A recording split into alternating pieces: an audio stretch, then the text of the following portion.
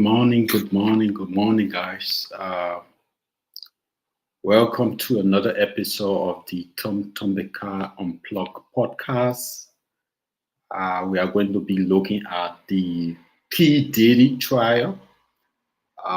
Recently, the closing argument of P. Diddy trial was held, and we just want to react to some of the arguments that were made by his lawyers and his legal team on his behalf, and some of the information that were given during that closing arguments of the P. Diddy trial. And basically, we are going to be reacting to two videos, but we can go on further to look at other uh, recent or trendy events, basically with the Jim Jones and Nas versus Nas argument about who is the more influential rapper, and Jim Jones on the Joe and Jada podcast made an argument that he is more influential presently than Nas, meaning that Jim Jones is currently very active. He's producing music right now, and Nas having been producing music for quite a while. And Jim Jones' argument is that the current generation, the wild and the young people now for the past generation, the past 10 years, uh, he has more influence on them than Nas, because Nas is someone we consider to be OG, someone of the past generation. And so Jim Jones' argument is that when he was in high school, he was in 10th, 11th grade, he used to look up to Nas as a model, a role model to follow. He used to dress like Nas, listen to Nas music, and he was really influenced by Nas music. But his argument is that currently Nas is not actively making music. He's not in the rap and music industry like that. And so he has no influence on the young people as compared to him, James Jones, that is actively making music and being connected with the young generation, the youth of this generation for the last 10 years. And so there were heavy debates surrounding, people were even said, challenging Jinju that he's nowhere near Nas, he cannot compare himself to Nas. And Jinju's intimated on the Joe and Jada podcast that his catalog is much greater than Nas. He has more hit, he has more platinum albums. And when the comparison was done by the fans and people that support Nas, the comparison made it clear that Jinjus were not on par with Nas, because Nas have more uh, gold albums, platinum albums, diamonds. You have more awards, BET, Grammy, all of that. So his catalogs was surpasses Jim Jones' catalog. So people were arguing, and the argument continued to go on. We have the take from uh, uh, 50 Cent have his take, Benzino, and other rappers have made making statement comparing the two, and most rappers are saying that James Jones is delusional. He cannot compare himself to Nas in terms of influence on the music industry. So we'll go basically after the looking at the P. Diddy trial and trying to react to. There are two videos of the P. Diddy trial, the one on Law and Crime, and another video that we'll be looking at to react to the P. Diddy trial. But if time permits it, we can also look at the Jim Jones versus Nas influence and the argument are taken. These are current event. This is the latest current event in terms of the music industry that is going on with Jim Jones and Nas Escobar. So we can begin reacting to, we can start with a P. Diddy trial. So I think about roughly a week ago, the P. Diddy legal team, P. Diddy, quote unquote, Puff Daddy, aka Puff Daddy, legal team made his closing argument on his case. And there was several information that were provided and claims made on his lawyers' arguments, stressing that P. Diddy is innocent and all his accusers, all his exes, and those that are accusing him of rape, fraud, conspiracy, and all of that, all the crime they have been accused of. His lawyer made the argument that these people consented and they were in long-term relationship with P. Diddy. And so the relationship was of a consensual nature. They consented to be in a relationship with Diddy. They consented to his freak off. They consented to his lifestyle and all the activities that they engaged in with Diddy that they are not accusing him of. They also had the opportunity to disengage if they did not like the lifestyle. They were not comfortable being around him. They also had the opportunity to disengage, to stop coming to Diddy, but they participated willingly. They consented to being in a relationship with Diddy. They participated in the freak up.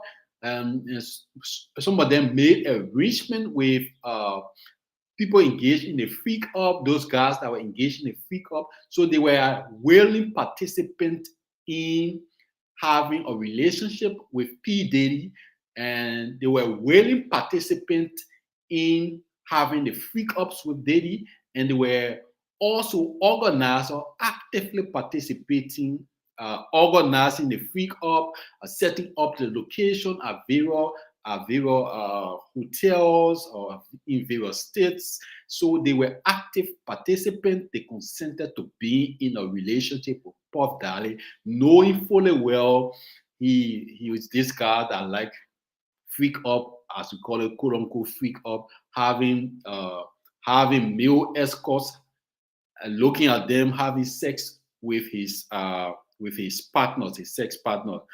In the case of his there are two major accusers in the case, and then they were accusing him of conspiracy, sex trafficking, a whole lot of accusations that were levied against P. Diddy. But his lawyers made a sound argument that all these individuals, basically the two major accusers in the case,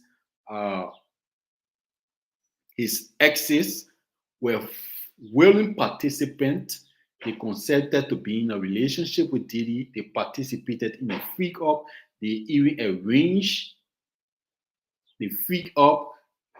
They had the ability to set up the location at various hotels.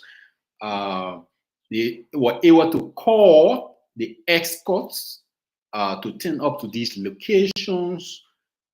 They were able to rearrange the venue, and basically the freak up was basically the freak up. Let me give you what the freak up is in the Diddy case.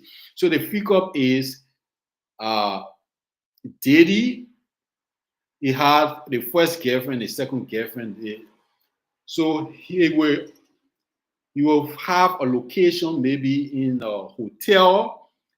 He take a very a VIP suit, and in that VIP suit, they will call out sex workers, basically male escorts. Male escorts will be called out to this hotel, or maybe we're having a bachelor's party, we're having a marriage party, unbeknownst to them. And when they turn out and it will be made known to them, or we don't. In the first case, in one of the instances, it was made known to them that no, we actually there's no welding going on, but my husband would like to see you performing with me or having casual sex with me. So Diddy is this guy that he paid for escort. The escort will come, and the escorts will sit maybe in a location in a VIP hotel spot, and then in the in the room there will be candles, there will be lightings. The ambience of the room will be prepared in a way that is quote unquote, I don't know how to describe it, but there will be candles in the room. There will be different type of lightings. There will be decorations in the room, and then the escorts, one or two, sometimes one escort, sometimes two escorts will have sex with daily girlfriends. So Diddy, one girlfriend will invite one or two escorts. They will sit on the couch, they have sex, and Diddy will sit on the opposite side of the couch and be looking at the escort having sex with his girl. And then after that, after all that is done and the escorts quote unquote come, after that, Diddy and his girlfriend will go in the next room, and according to the trial, the information from the trial, the girlfriend will take the SPERM from the male escort and rub it on Diddy's chest. So the male escort be left in on the couch.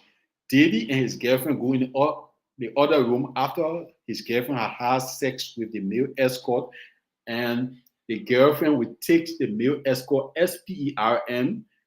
When they go in the next room, Diddy will rub it on his chest. I don't know, is this a ritual or I don't know the essence of it, but that's what they would normally do. So after the intimacy with the escort, Diddy and girlfriend go in the next room, they rub all the SPERM on his chest, and after that, he and his girlfriend would make love. And after that, sometimes it could last up to 1, 2, 3 days, and sometimes a whole week. And this is what Diddy was engaged in, and this is what we discuss. We consider the freak off.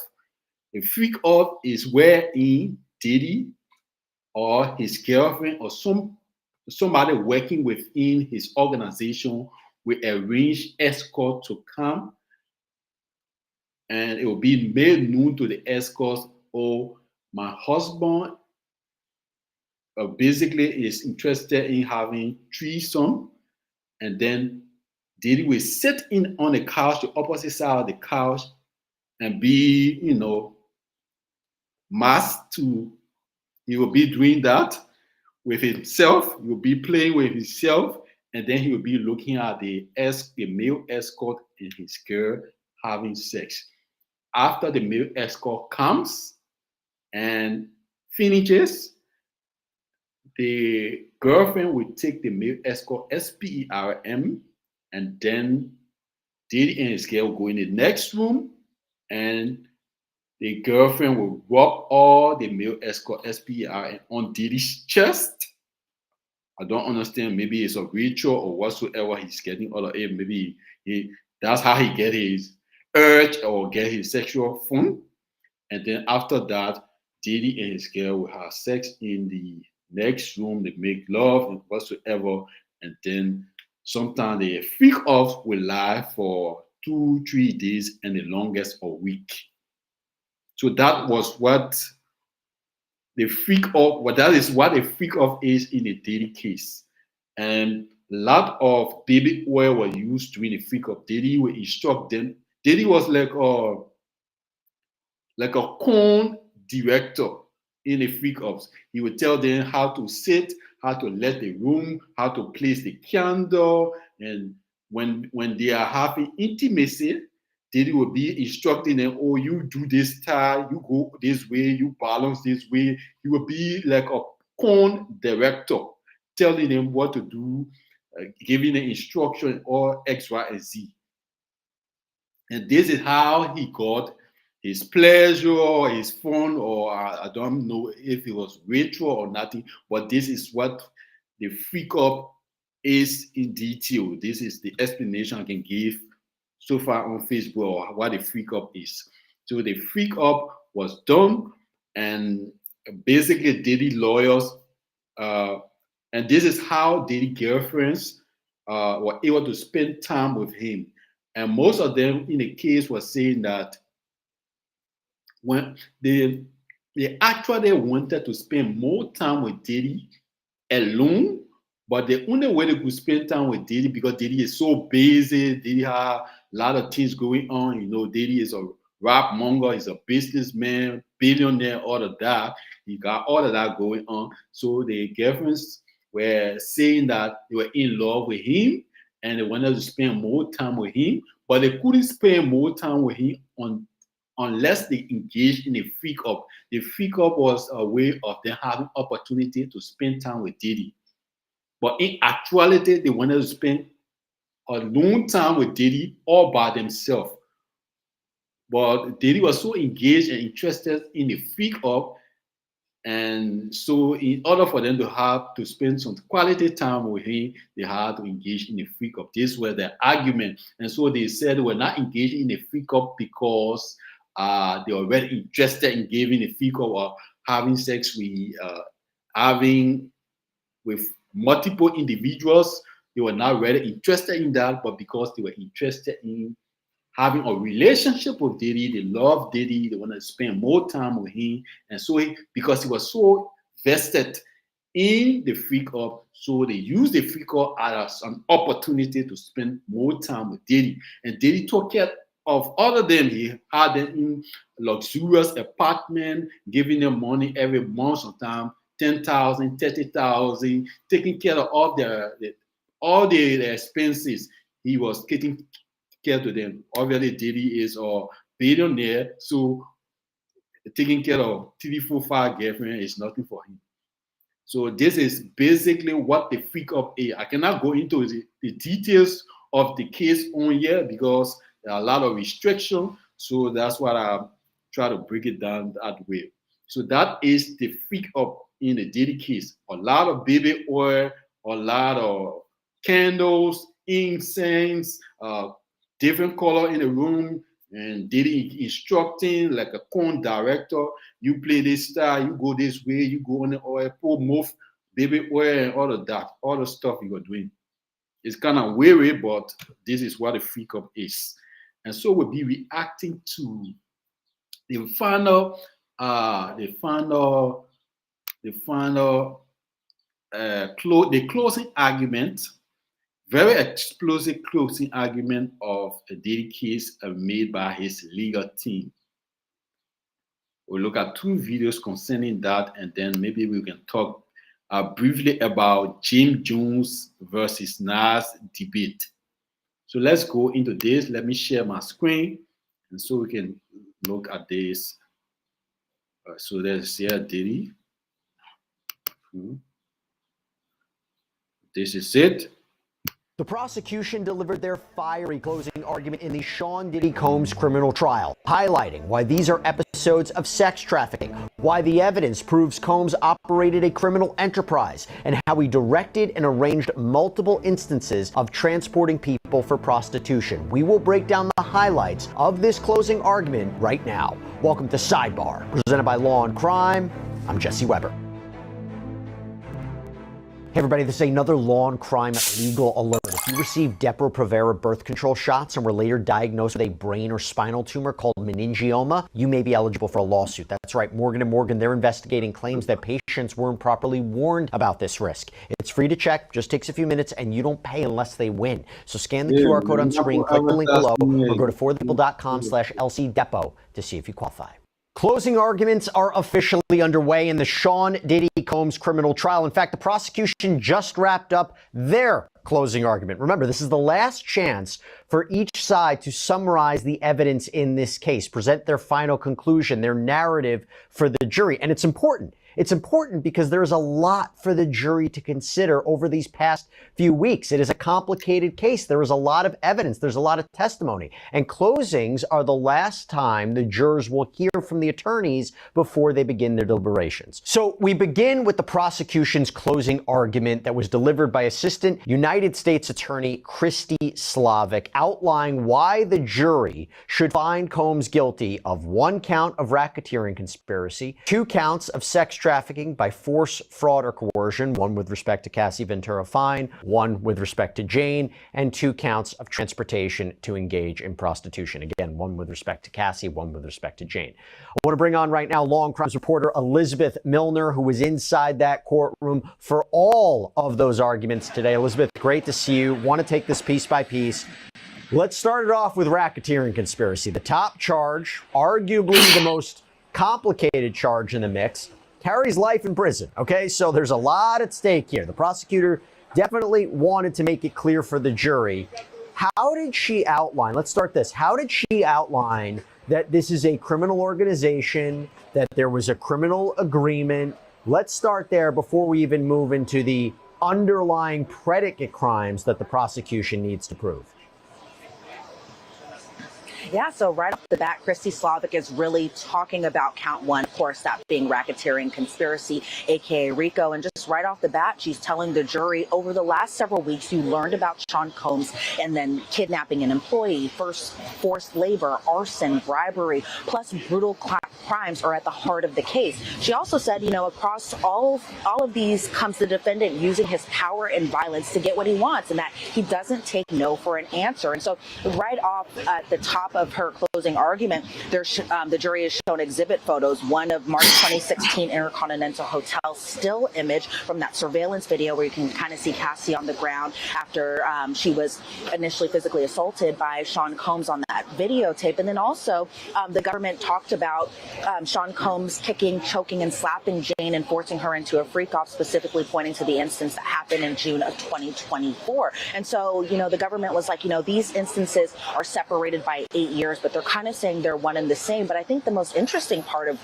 just the beginning of the closing argument by the prosecution is that Christy Slavic is like, Sean Combs has a small army of personal staff. No one could stop him. He uses inner circle and money to cover up his crimes, and even referred to his assistants as foot soldiers and other things like that. So really kind of pointing out how the assistants, how those who are in Sean Combs' inner circle really kind of helped build this case of racketeering conspiracy against the defendant. Yeah, that he's the leader of this criminal organization, that the assistants, the security, they helped pull off the freak-offs. They knew it was wrong. They were the go-to people. They knew about the sex tapes. They got drugs for freak-offs. You know, Christina Coram, she knew what was going on. D-Rock got ice for Cassie's black ice. So I get it, right? This idea that everybody was on the same page. Now, for the prosecution to win this charge, they have to prove at least 2 underlying predicate crimes, right? And you tell me what stood out the most. Was it forced labor? Was it kidnapping? Was it arson? Which, by the way, there was a whole back and forth yesterday. Oh, is arson and kidnapping still part of the case? Yes, it is. They may have they might have decided to not move forward with attempted arson or attempted kidnapping, but they're still moving forward with actual kidnapping and arson or conspiracy to commit these crimes. So which of the underlying crimes really stood out to you today? I know the prosecution addressed all of them, but was it forced labor? Was it the drug offenses? Was it arson? Was it kidnapping? Was it bribery? Which were the ones that you think if the jury has to decide, oh, these are the 2 we're going to find them guilty of, or we think these are the predicate crimes for racketeering, this pattern of criminal activity, which were some of the ones that stood out to you? Well, to your point, Jesse, you know, the prosecution laying out again that the government only has to prove 2 of these acts, but as they're listing drug distribution, kidnapping, arson, bribery, sex trafficking, forced labor, witness tampering, interstate transportation for prostitution, you really could pick any of them because I feel like the government made very strong cases for all of them. But some of the ones that really kind of stood out to me, and I think for maybe a different way than maybe people think, was kind of drug distribution, because I think a lot of people, in terms of just the drugs and overall additional kind of components that go to it, that people think, Sean Combs had to be transporting, kilos and large quantities of drugs. But really, the government was kind of laying out that delivering or passing on drugs kind of counted distribution. And so I think Christy Slavic made a pretty strong argument where she said a special ingredient that, talking about the drugs, were required for freak-off. So each and every time she's kind of talking about the predicate act, she's talking about all the players involved. So in terms of drug distribution, she specifically talked about D-Rock, KK, and Fahim Muhammad. And so the two elements that kind of go with that is that the co-conspirators distributed the drugs, but also the second element being that the co-conspirator distributed the drugs knowingly. And so she listed all the drugs out because drugs was something that was very common throughout all the testimony that the witnesses had. So she talked about cocaine, meth, ketamine, oxycodone, Xanax, MDMA, GHB, 2C, and mushrooms as well. And so she said that the quantity is not relevant. It's not an element of this crime. And so she says, the jury has heard a number of names, including Guido, One Stop, Baby Girl, as some of the drug dealers that were used, but also just the money that kind of goes and is attached to just, the assistants reaching out to KK or Fahim Muhammad, talking about reimbursement for payments such as $450 of a balance for drugs or $780 to go towards the personal Gucci items. And as they talked about throughout a lot of witness testimony, the Gucci items normally refer to the drugs that were in a specific Gucci bag that Sean Combs always had on his person, or that the assistants were required to carry just near and around Sean Combs. But even in terms of just distributing the drugs to others, the prosecution named a number of people that it kind of falls under there, where it's including Cassie and Jane and Carrie Morgan and Bonna and Mia, and how Mia and Brendan Paul specifically were even made to kind of partake in this drug use. Mia testified that she kind of was given a different batch of all these different drugs, and it was kind of like a guessing game of which drug was which drug, and she had to take a line of it. Whereas Brendan Paul talked about the first time he did drugs outside of marijuana was 2C with Sean Combs in order to kind of prove his loyalty. But I think another big thing, Jesse, was just the kidnapping aspect, because to your point, a lot of people are like, oh my God, there's no more kidnapping. Oh my God, there's no more arson. But the prosecution laid out 3 instances of kidnapping. One in January of 2009, when Cassie's face was stomped on and she was held at a hotel because Sean Combs got upset that she was talking to a producer, and Cassie drunkenly punched Sean Combs in the face, and then he physically assaulted her, and that Sean Combs forced her to stay in a hotel for a week, and that Bonds, the security guard, told her that she couldn't leave that hotel. And so the prosecution was like, Cassie didn't consent to staying at the London hotel during this particular alleged incident of kidnapping. Then there was another time where they brought it back to 2004 here in New York City with Capricorn Clark and the lie detector test after the jewelry went missing, and how the government said a person restricted victims' movements by confining her to a place. And so the prosecution laid out that the man who administered the test said if she refused, she would be thrown into East River. That was something that Capricorn Clark had even testified to. And then obviously the biggest instance was December of 2011 with the whole Kid Cudi kind of aspect, where Capricorn Clark says that a gun was pointed at her face by Sean Combs. She was forced into this car and was driven over to Kid Cudi's home, all because Sean Combs was upset that he being Kid Cudi, was seeing Cassie Ventura fine. But that Capricorn had even testified again that Sean Combs held a gun at her. She didn't want to go with him, and that all the players involved with that particular instance of alleged kidnapping was Capricorn Clark, Rue, who was a security guard, Sean Combs, how they drove over to Kid Cudi's home, and Capricorn Clark didn't consent. Now, obviously, Jesse, there's a number of other interesting points where you talk about bribery and other things too that are very interesting, but those to me are the ones that definitely stood out the most. Yeah, bribery. Eddie Garcia, the hotel security guard who was allegedly paid $100,000 that he split with others to hand over the videotape of Sean Combs reportedly beating Cassie. I thought that was a significant point. Forced labor, the idea of Mia, this personal assistant, being allegedly sexually assaulted by Sean Combs, but also the idea of the 2 main alleged victims in this case, Jane and Cassie. They were forced to perform sex acts, right? This forced labor concept. So let's talk about Jane and let's talk about Cassie. Let's take it piece by piece. They each make up, as I said, individual sex trafficking counts and individual counts of transportation to engage in prostitution. But when we talk about sex trafficking by force, fraud, or coercion, let's talk about Jane. What did the prosecutor say today in closing arguments to say that Jane is a victim of sex trafficking by force, fraud, or coercion. What did she say about that? Well, I think, Jesse, the sex trafficking aspect as it specifically pertains to Jane is pretty interesting because the government says you only have to find one instance of sex trafficking. So sure, the government has a very long list of all these different flights and locations and hotel rooms, all to kind of point out that all of these instances of hotel nights were possibly alleged sex trafficking, but only the jury has to find one particular instance, and then the defendant, in the perfect way the government probably wants, is guilty of sex trafficking. But as it comes to Jane, and by the way, whenever they were talking about Jane, the gallery screen that we're able to see that kind of shows the public and the media and everyone who's sitting inside the courtroom, that was completely shut off. So only the jury is seeing these particular exhibits, the text messages, the photos, as it pertains to Jane, mainly because, of Jane, she testified under a pseudonym and they just want to protect her privacy just a little bit more. But in terms of just the different stages of sex trafficking, the government said that the first stage was Jane kind of learning about the drugs and the outfits and putting pornography on, because they were saying that Sean Combs kind of groomed Jane into sex trafficking. So they say that first stage, again, being the drugs, the outfit, putting pornography on, something that kind of Diddy enjoyed according to her testimony. But she said the second stage was the fantasy talk, and how the fantasy talk kind of pertained to Jane with other men, and that Sean Combs made it happen.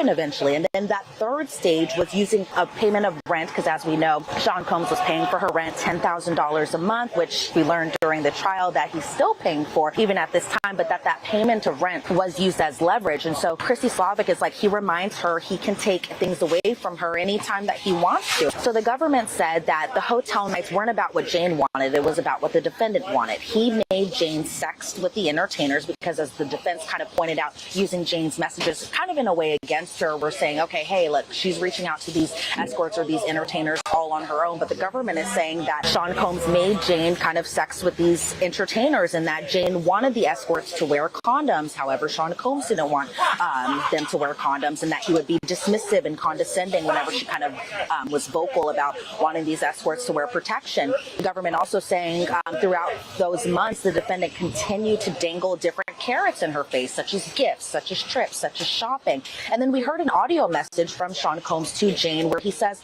I'm not going to play these games with you. You'll just have silence. We can have spats, but you need to get on your job. And the government's kind of pointing out that get on your job was her doing these hotel nights. But in terms of Jane kind of voicing her opinion about not wanting to do the hotel nights, because if you go back to her testimony at the beginning, she thought initially that it was going to be a one-time thing, that at first it was exciting and taboo, and she just wanted to pretty much please her partner. But then towards the end, she was kind of voicing that she felt like these hotel nights were all that she was used for, and that she said she was saying these things about voicing her opinions, that she was saying it for months even prior to Cassie's lawsuit, where the jury was able to see some messages from Jane to Sean Combs where she says, I feel like I'm reading my own sexual trauma. On 2 of my birthdays, you forced me to perform with with entertainers. Then the jury was able to hear, these audio recordings, some that we've already heard before, where Jane is saying, I want you to know, and then Sean Combs kind of cuts her off and he says, are you recording me? What are you talking about? Kind of showing these different instances where it turns out she was being recorded, but that Sean Combs in a way was kind of playing it like, oh, maybe he's manipulating her because he's implying that she's recording him when truly she was the one that was being recorded on. And so then they kind of talked about after Cassie's lawsuit, where Jane's relationship with Sean Combs changed. She stopped seeing him for months, but the government points out that Sean Combs told Jane to charge him. They kind of imply that it was to buy her silence, because Jane had asked for about $100,000 per year that they were together for her loss of money and her time, plus what she had to endure for these hotel nights, and kind of pointing out that charging was significantly less than what Cassie ended up getting in her settlement with Sean Combs after she filed her lawsuit. But in terms of just threats that were made too, the government point out that Sean Combs threatened to release her sex tapes to her child's father, and that the government says that Jane reached out to Christina Quorum about the threats, and that she again didn't speak with him for about 2 months after he had threatened to release these sexually explicit videos and photos of her to her child's father, and that they ended up reconnecting around her birthday, which is in February of 2024, because Sean Combs says that they would spend wholesome time together. Lo and behold, that an escort was being contacted by Sean Combs so that way they could do another hotel night. So those were just some of the instances of sex trafficking by Jane. But in terms of just all these different instances of specific sex trafficking, they point to the sobriety party of October of 2023, where Jane wanted to do a hotel night without drugs, and then she ended up throwing up in between escort number 2 and escort number 3. They also point to the June 18th, 2024 incident that happened at Jane's house, where she was physically assaulted. And then at the end of it, when she says she was forced to do a hotel night, even is this coercion. And I think the government was really kind of pointing out that coercion was a specific word that Sean Combs used. And so those were just some of the instances of alleged sex trafficking as it pertains to Jane. Yeah. And that goes to knowledge. That goes to the knowledge component, because the defense is going to say, how is he supposed to know they didn't really want this? Well, if the jury believes that he said that to her, that's significant. And I have to tell you, I think the highlight from this day was the prosecution saying that consenting once or consenting several times doesn't mean that either a Jane or a Cassie consented every time. One instance of sex trafficking, you laid them out so perfectly, the jury has to believe just one of them. If it fits the elements of sex trafficking, he could be convicted of that. Now, we go on to Cassie, okay? Cassie Ventura Fine. Why, according to Prosecutor Slavic, is she a victim of sex trafficking? Yeah, well, right off the top, when it came to count 2, and that again pertaining to Cassie, the prosecution said, before there was Jane, because they talked about all the points related to Jane, they talked about Cassie afterwards. So she had said before there was Jane, there was Cassie. And so they were really kind of laying out the roadmap of how this sex trafficking pretty much came to be, where it started with early points of their relationship, then it went into the abuse, then it went into the freak-offs, then it went into the end of their relationship. So at the beginning stages of their relationship, Cassie is around 19 years old. She signs a bad boy. And so the government's kind of pointing out not only is she dating a significantly older man, but also that this man also happens to be her boss. And so the government was also talking about just the abuse she endured. And I think that's something that they may have on their side, where they have photos, they have video evidence, i.e. the surveillance video from the Intercontinental Hotel, that kind of possibly may work in the government's favor, especially as it pertains to Cassie. And so the government said the defense doesn't deny the abuse, that the defendant just wants to pretty much call it domestic violence. And that's something that a lot of people, even on social media, are saying. They're like, this isn't sex trafficking. This is a domestic violence case. He should have been charged with domestic violence. But according to the government and the way they were laying it out, they're kind of saying, there's a lot of different examples when it comes to sex trafficking and Cassie. And they really kind of talked about the amount of violence examples, really pointing out that the ones they listed in their closing argument were just one of many. So they point to the 2007 incident that happened after a dinner, 2010 after a Princess party, or at Princess party, where Princess security even had to intervene. They talked about 2011, where Sean Combs attacked Cassie after he found out she was sleeping with Kid Cudi. 2013, when Sean Combs attacked Cassie in her apartment when Cassie was with Mia and Deontay. 2013, again that same year, where Sean Combs assaulted Cassie in Jamaica because she was taking too long in the bathroom. 2015, where Sean Combs beat up Cassie at a Las Vegas party, and D-Rock actually ended up crying after seeing Cassie's injuries. And then, of course, the 2016 incident that happened at the Intercontinental Hotel. But the government also pointing out that Sean Combs attacked Cassie's friends too, like Deontay Nash and Bonna and Mia and even Carrie Morgan, all of which had testified to when they were called to testify in this specific trial. But in terms of just kind of using even Dr. Dawn Hughes' testimony to kind of help paint the picture a little bit more in these summations, the question always is, why didn't she leave? And so the government points to Dr. Hughes' testimony about Sean. So that's the argument. Why didn't she leave? All these allegations, sex trafficking and what have you, why didn't she leave? So that's the argument from daily lawyers the accusation that were levied against Diddy for sex trafficking, for dealing drugs, for bribery, and X, Y, and Z, the accusers or the quote unquote victims always had the right to leave. They always had the opportunity to leave, but they didn't. So that's the defense argument. Why didn't she leave? Why didn't Casey leave? Why didn't Jean leave? Why didn't the others left Diddy's organization? Why, when they were called upon after all these incidents, they continued to present themselves, avail themselves for all these free calls, for all the opportunities. They accepted all the money, all the benefits, paying their luxurious apartment, giving them money, carrying on trips, shopping, all of these things. The accusations they have been making, when they had the opportunity to leave, they didn't. And these accusations run over 3, 4, 5 years. And in the case of Casey, more than 10 years she spent with Diddy. And she never left. Only to come years back and to say, oh, I was being raped, I was doing things out of my will, it was non-consensual, and all those things she's saying now. So that's the argument of the defense. They always had the opportunity to leave, but they didn't leave. They always had the opportunity to file a complaint to the police, to call for an investigation, but they didn't. 3 years, 4 years, 5 years, 6 years, and they continue to avail themselves for the freak off. They continue to avail themselves for the opportunity to travel, to do shopping, to have their rent paid. So that's the argument of the defense. So let's go back to the video.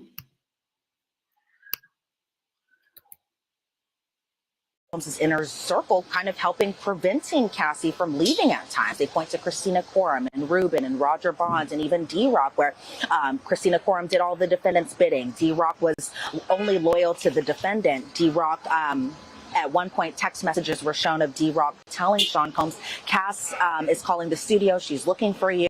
Sean Combs says, time for the ice. What's Cass up to? Does her eye look better? How is she holding up? And then D-Rock responds, well, Rio and Justin saw her. We said that a fight broke out in the club. And again, these are messages that the jury's already seen, but really kind of putting into context as it pertains to count 2. And then, of course, the freak-offs. And so the government really was talking about how over the course of their relationship, there were hundreds of freak-offs. I mean, the two were together for 11 years on and off, but the government showed text messages where Cassie said, I love our FOs when we both want them. And so I think kind of pointing to, Cassie initially consented to doing this, but towards the end, to her testimony and even pointing back to her lawsuit, just because she agreed to do it once doesn't mean she agreed to do it every single time, every single instance. And she even said that she had to do these freak-offs while she was on her menstrual cycle, and she had a UTI, and how escorts urinated in her mouth. And the government says that you being the jury, don't have to prove every freak-off was sex trafficking, just one. And so they said it's not an all or nothing thing. It's really just that one instant that could possibly make him guilty of sex trafficking.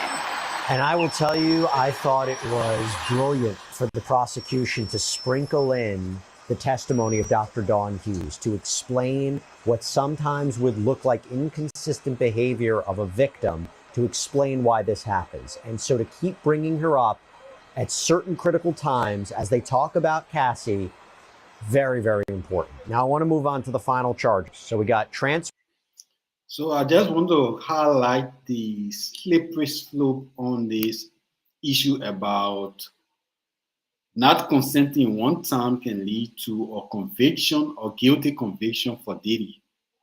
So they are saying during the period of all these years, Casey spent with Diddy over 10 years, there were indications through the text messages that she enjoyed those period. She enjoyed the freak up. She organized some of the freak up, the location. She called the male sex workers. She arranged everything, and she was accommodated. She had a contact, and sometimes she made it clear that she enjoyed the time with doing freak ups. But as indicated, the case is that one of the instances or the 10-year period or the instances she agreed doesn't matter. If she disagree one time that all during the instance I never wanted to participate in a free cup can lead to a guilty verdict for Diddy. So it's highly, this is a very slippery slope that will be highly unlikely that during a 10-year span of having free cup with this individual, that through all those periods we agree to 100% of all the free cup. It's not possible. It's humanly impossible that Casey will agree to all the free cup during 10 years. So the prosecution is saying that if we can find one instance that indicates that Tracy was not in agreement to participating in the free cup, she never consented to participate in the free cup during that instant, then it can lead to a guilty verdict for Diddy. So it's like 100% is like impossible for Diddy to be rendered not guilty in this instant, because according to the years Casey spent with Diddy, according to the number of free cup, it's just humanly impossible that she will agree to all the free cup. It's not possible that 100% of the free cup she will agree to. So this makes it difficult for Diddy defense, because if the information provided can just, and the jury can just note that one instant Casey didn't agree to participate in the free cup, then Diddy is guilty for that. So it's highly unlikely that Diddy will not be guilty for how you call it, sex trafficking in this case. It's highly likely that he will be held guilty for sex trafficking, because the individuals, the two girlfriends, because there are two main participants, the Jane and Casey. So all the time they spend with Diddy, it's highly unlikely that one instant will not indicate that they never consented or they were not in agreement. So my viewing of this is that Diddy it's highly likely that Diddy will be guilty for sex trafficking. So let's go back to the video.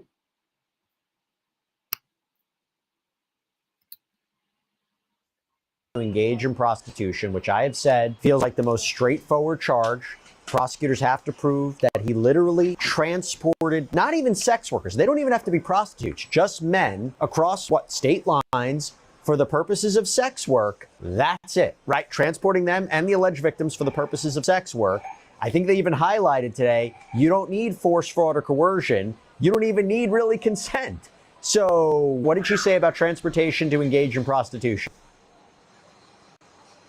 Well, I think a lot of people have to remember that that goes to count 3 and count 5. Count 3, again, going to Cassie, and then count 5 going to Jane. So he's charged 2 different ways with this. And then it also kind of falls under count 1 with RICO conspiracy too. But in terms of count 3 related to Cassie, the government says that the defendant told Cassie to book travel for these escorts, and that these escorts would travel to places like Ibiza, as an example, or New York City. And so they kind of brought back that flight summary chart again, something that I think kind of works in their favor, because the jury can take this back when they go to deliberations and really see everything kind of laid out in a way like a roadmap. And so they point to one specific instance starting in August of 2009, August 26th of that year, where Sean Combs coordinated with Jules being the escort that Cassie and Sean Combs used often during their freak-offs, but I think also notably, he was the escort that was inside that hotel room during the March 2016 incident at the Intercontinental Hotel. But in terms of just transportation to engage in prostitution, they brought up flight records including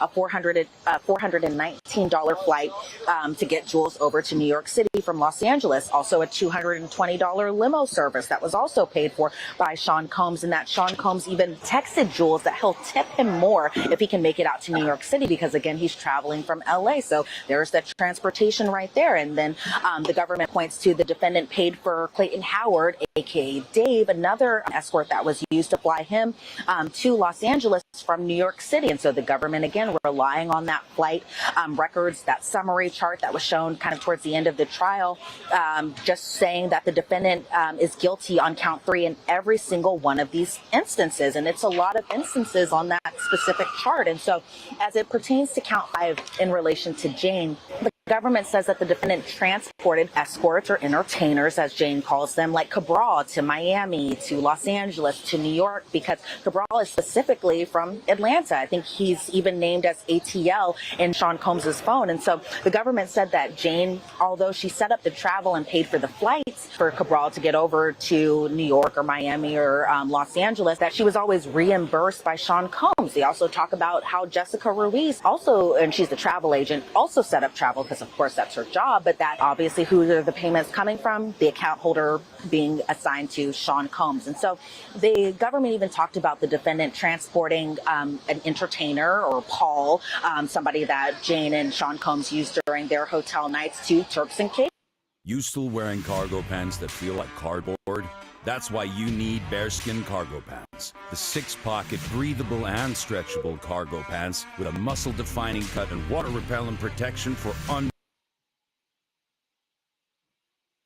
And he was traveling from Los Angeles for these hotel nights or Wild King nights, whatever you want to call them. And so the government said the defendant directed Jane to have hotel nights with 3 escorts, that Reggie, an escort or entertainer, whatever we want to call them, he flew out from Vegas to Los Angeles. And so the government showed text messages from Sean Combs to Bridget, who runs Cowboys for Angels. No longer Garrett, it's now Bridget who's the contact for that, according to these messages, where Sean Combs says, LOL, damn, we don't want to have a tired situation, feel me. And Bridget says, Reggie is never tired. So again, transporting Reggie over from Vegas to Los Angeles, I think it's probably one of the strongest charges that the government has, in their holster here. But of course, the way the government was laying out these closing arguments, they really kind of, if I was somebody who didn't know this case at all and I was coming in for the first time listening to these closing arguments, I feel like the government has a really strong case on all counts, not just counts 3 and 5, but on all counts. But we'll see what happens when the defense starts their closing arguments, which should be possibly fireworks. We'll wait and see. But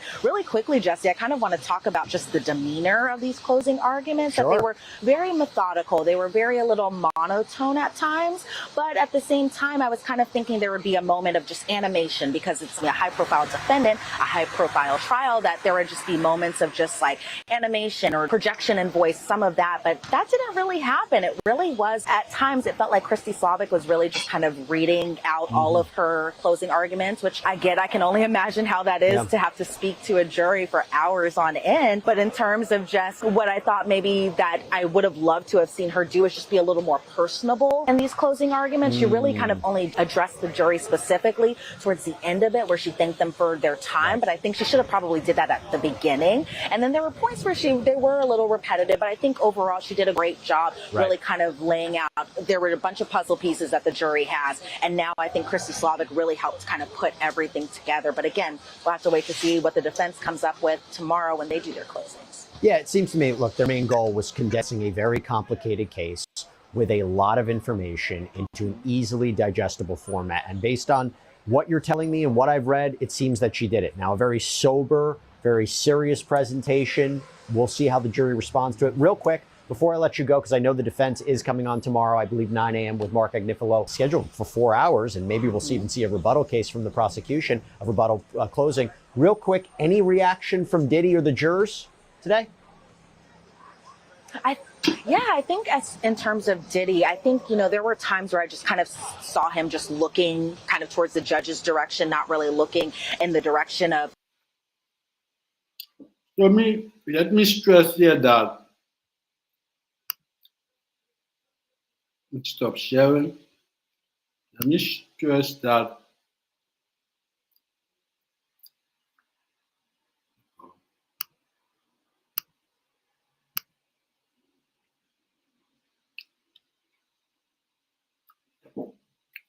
It's just to stress that the prosecution were the ones that made the closing argument for Diddy trial, giving reason why Diddy should be held guilty for several allegations ranging from sex trafficking, prostitution, transportation of prostitution,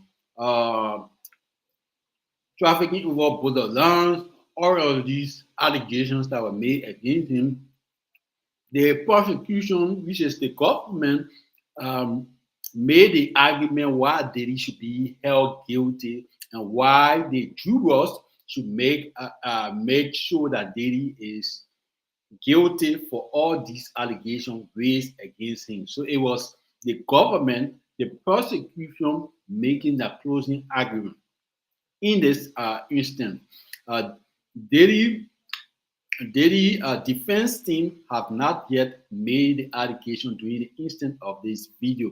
So hopefully next week or week after next, or when we have the time, we'll look at Diddy defense team closing arguments as well. So this particular video that we just saw is about the prosecution making arguments before the jurors why Diddy should be held accountable for these allegations because of XYZ reasons, and that the victims are saying they never consented to all these, they were consensually participated in all these activities, and they were being forced to. And so that's the prosecution closing argument. But eventually we found the video of Diddy defense team closing argument to react to it as well. So let's go back to the video, which is about to end.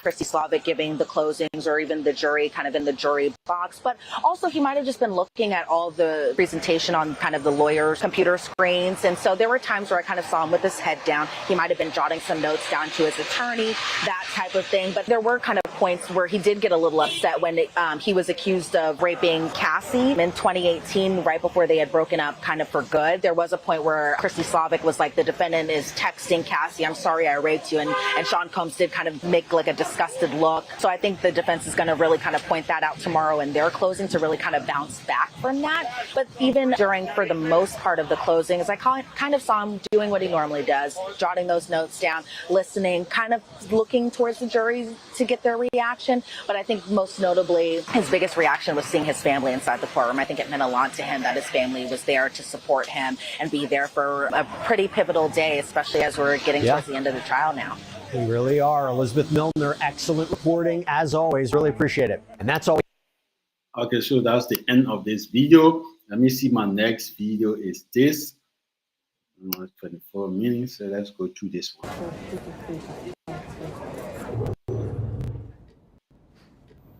Go to the second video.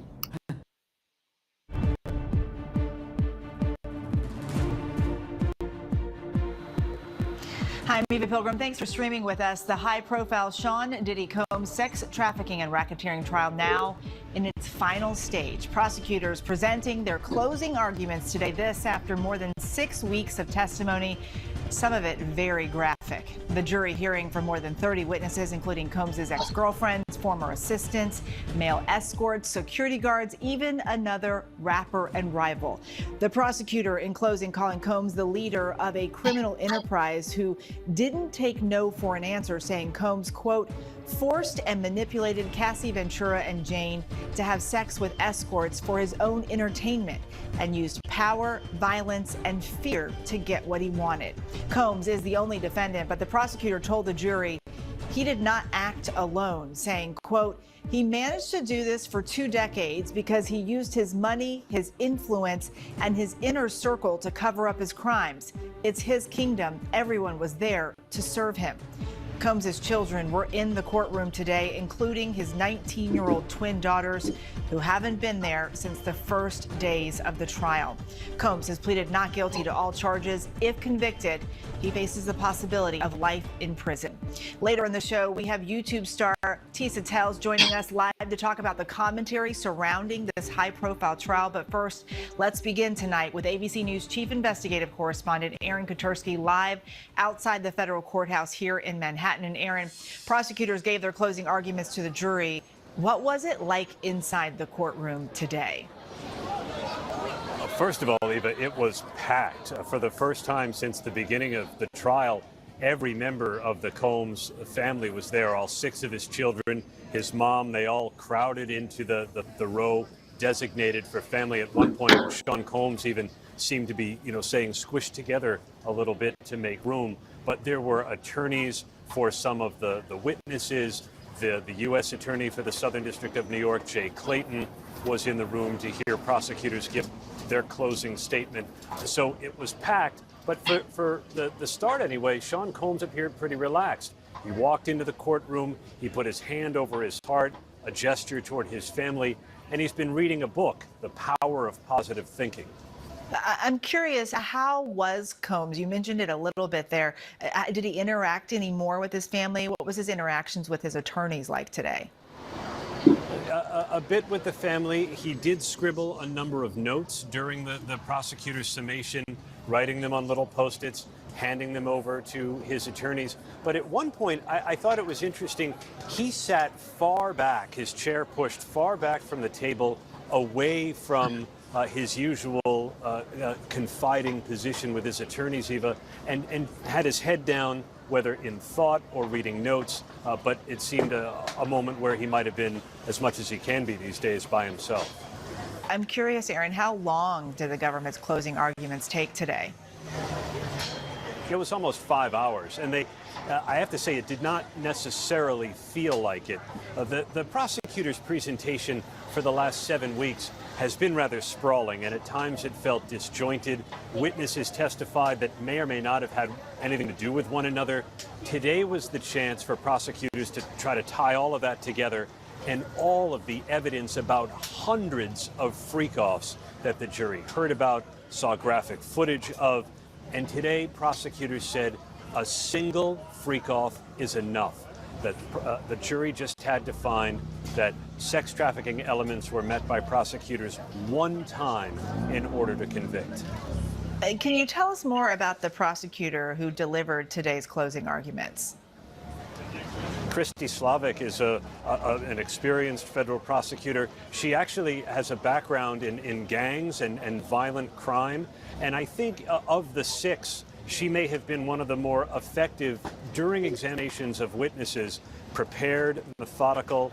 And that was, I think, the characterization today, a methodical, what they hope is a devastating portrait of Sean Combs, not only as a sex trafficker, but someone who led a criminal enterprise with a cadre of loyal lieutenants.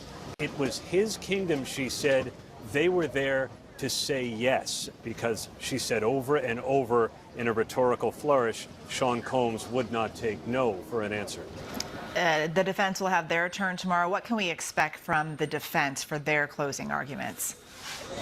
Defense attorney Mark Agnifilo, lead counsel, is going to deliver the defense closing. He said it would take about 3 hours. I wonder now if he goes a bit longer than that.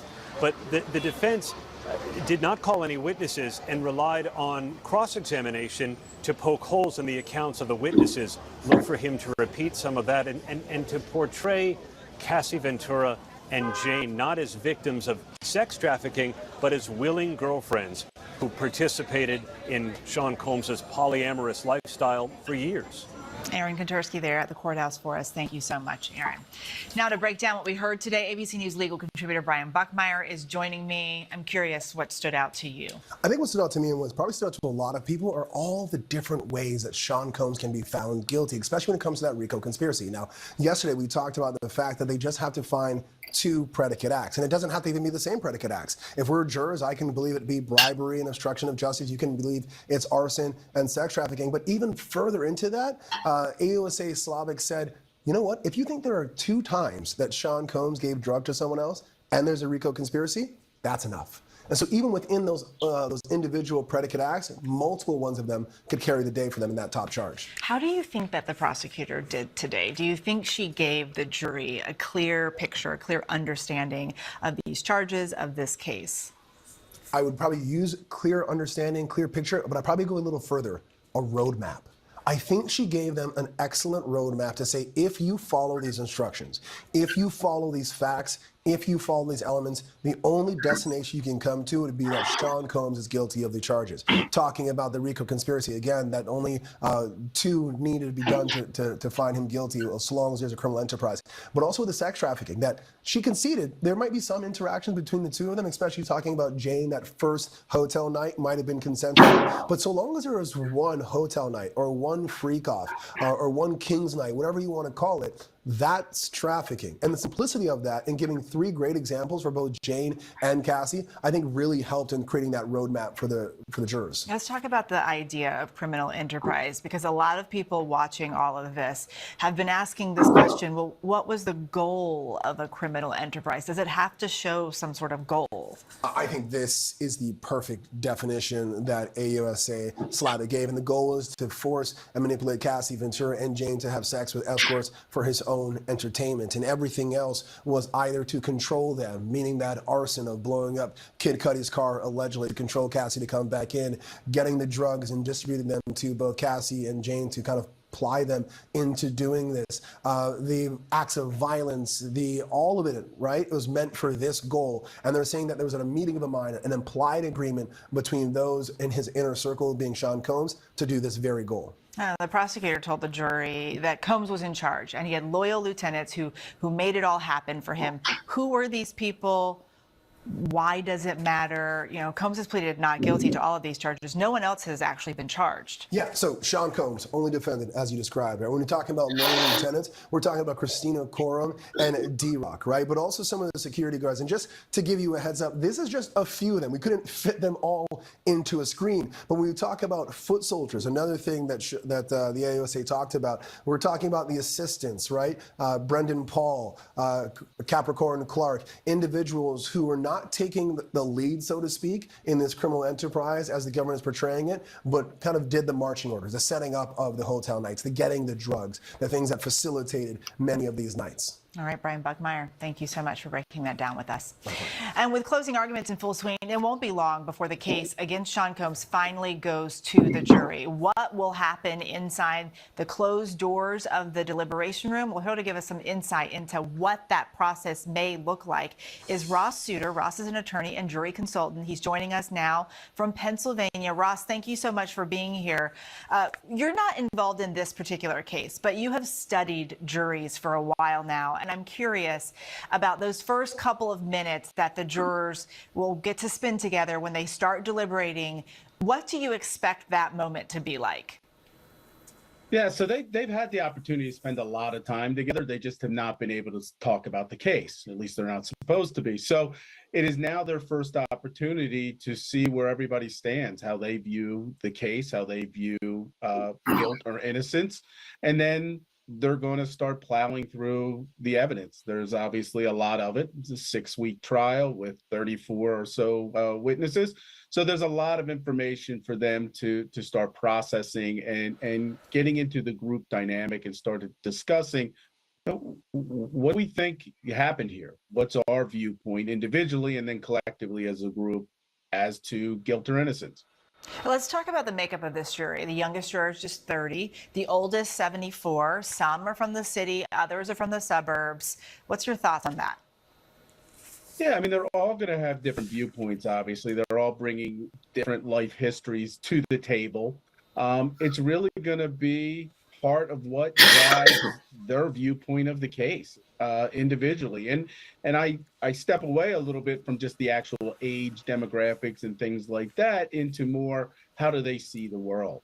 How do they view this case? How I know during voir dire, there was a lot done about how people feel about celebrity and those type of issues. And now we have a jury panel of different individuals from different backgrounds and they need to collectively now come together and come back to a group decision.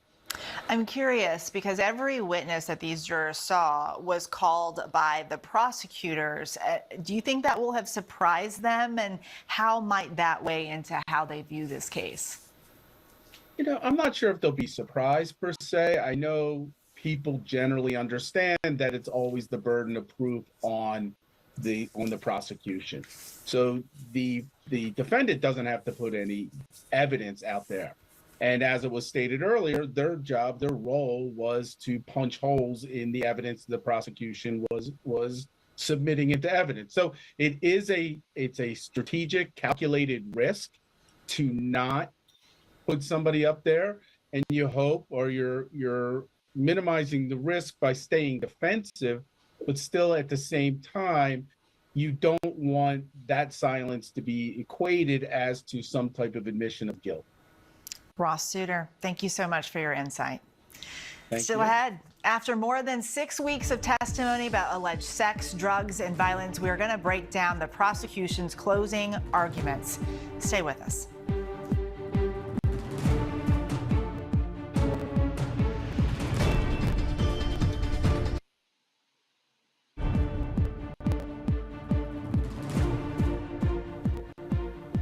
Welcome back. The Sean Diddy Combs trial is in its final phase. The prosecution delivering its closing arguments today, with the defense giving its summation tomorrow. Time to break down the strengths and weaknesses of the case the prosecution presented to the jury. We have ABC News legal contributors Brian Buckmeyer and Bernardo Villalona. Bernardo, let's start with you. What do you think were the strongest moments for the prosecution today? Strongest moments for the prosecution, I think, is the way that they organized their closing arguments. That was the strongest point for me, because you were able to follow everything that the prosecutor was saying. But in terms of their strongest point, I think the strongest piece of evidence, when they showed the 27 men on the screen, these 27 escorts on the screen, in between of escorts that Cassie engaged in sex trafficking, the ones that Jane engaged in sex trafficking, and the ones that both of them engaged in sex trafficking. Literally, we were all counting each line to see how many men it was. But in terms of the prosecution, why I go into that their strength was how they organized it, because they broke down the racketeering conspiracy, and they broke down the predicate acts, and told you which facts and evidence made out the predicate acts. So you got the arson, Kid Cudi, the bribery, the security officer from Intercontinental Hotel, the possession with intent to distribute, the multiple players having to deal with that. So breaking that down, and then also me going into forcing this jury to know that all they have to prove is just one predicate act. So, for example, the possession with intent to distribute. How many times did Sean Combs give drugs to Jane, to Cassie, or had Jane bring the drugs from California to Florida, or gave the packet of drugs to Brendan Paul, or anyone he gave drugs to? All it takes is one or two. You get two of those possession with intent to distribute, and you make out the racketeering conspiracy. Brian, what did you think? I think the organization was great. And the reason why I think it works out to their benefit is because what you want is that the jury gets into the deliberation room and they use your roadmap, not the other side's roadmap. And they march through the case in the way that you told them to. You give them the tools and the way to operate through it. And I think what's really going to help them out, and the defense will do the same thing as well, any good attorney does this, is you mirror the language of the charge that you know the judge is going to say later on. And so when you say it once, and then the judge tells the jury, this is how you're supposed to look at the case, then they're like, oh wait, didn't Brian or Bernardo say this exact same thing? Maybe I should follow that direction. I think the organization is what really helped them here. Yeah. The flip side of that, though, I'm curious, what do you think the weakest moments were? For me, and maybe this is just my bias as a defense attorney, anytime a prosecutor makes a conclusory statement or say, well, you know that's true, and doesn't explain it, that to me gives me an opening to do some real damage as a defense attorney. So when you talk about the arson, does it seem like Sean Combs really did the arson? Absolutely. But it didn't give a lot of facts. It's like, well, you know he was part of it because there's no stuff that happened afterwards. So there's no other person who could have done it. You had the email 2 weeks before, Cassie giving a heads up to a family member, like, look, I was threatened that he was going to release the videotapes, and he said that he's going to do something to Kid Cudi, and that he won't be in the country when it happens. And guess what? 2 weeks later, ding, ding, ding, cars blowing up. But you also know that Kid Cudi was with his ex-girlfriend's sister at the time. You also know that there's potentially female DNA on it. You don't know who Kid Cudi's dating also. That could have been the crazy ex-girlfriend there. You could have eliminated that as an option by giving facts to do so rather than just leaving it. The other thing, the voice note where Sean Combs says, you don't want me to ghost you. She says, oh, he says he doesn't want to ghost you, he's going to stop paying rent. How do you go from you don't want me to ghost you to he means I'm not paying rent? These are conclusions that they're making of their own that I think opens them up for a defense attorney to say, here are logical leaps that they're making that you don't have to, and this could raise reasonable doubt. Or were there weak moments that you were concerned about? In terms of the weak moment, well, one thing just stylistically that she was reading from her binder when she was projecting this closing arguments to the jurors. I don't really like the reading part because I want to engage, have the eye contact, and have the jurors looking at me and me looking at them, and we're engaging in a conversation. But in terms of evidence that she put forth in her arguments, I think the one having to deal with Bana and Mia, because we know that those were the weak witnesses in a sense, not really Mia, but Bana, because of that issue of credibility, having to deal with being dangled from the 17th floor and that there was an issue with the date. But also in terms of not telling this jury how to evaluate credibility or believability, because they're taking for granted that just because I tell you this is the evidence and it's coming out of their mouth, that is necessarily true. I think they should have explained to this jury, you're going to have to evaluate credibility of these witnesses. And this is how you evaluate credibility of these witnesses. What motive or bias or inconsistencies that they had where you know that you can believe them because of the lack of motive or no inconsistency, or if there is an inconsistency, it's a minor one. So those parts, because you do have the ones that it's corroborated, that's easy for a jury. A jury could be like, there's corroboration, so I believe that part of her testimony. Do you think the defense tonight is tweaking what they were planning to do for trial? Absolutely. I would be shocked if Mark Niflo gets more than 4 hours of sleep tonight. Right. I think he should be getting the transcript as quickly as he can. And in situations like this, as a defense attorney, you better have had a great relationship with the court reporter who's making the transcript. And so you're coming to them and say, hey, when you're done, I don't care how raw or how unedited it is, I need that transcript because I'm going to go line by line, looking at those statements that Bernardo brought up, looking at those conclusory statements, bringing in other facts and say, this is where they're wrong. This is why their interpretation of this is wrong. And then trying to poke holes in it in many ways as possible that is unimpeachable, because at the end of the day, AUSA Comey is going to come up for that rebuttal. Yeah, and that's exactly it. The government gets one more chance at this after the defense is done. Brian Buckmeyer, Bernardo Villalona, thank you both for being here with us. Coming up, a closer look at what people are saying about the trial that has captivated the nation's attention. Stay with us.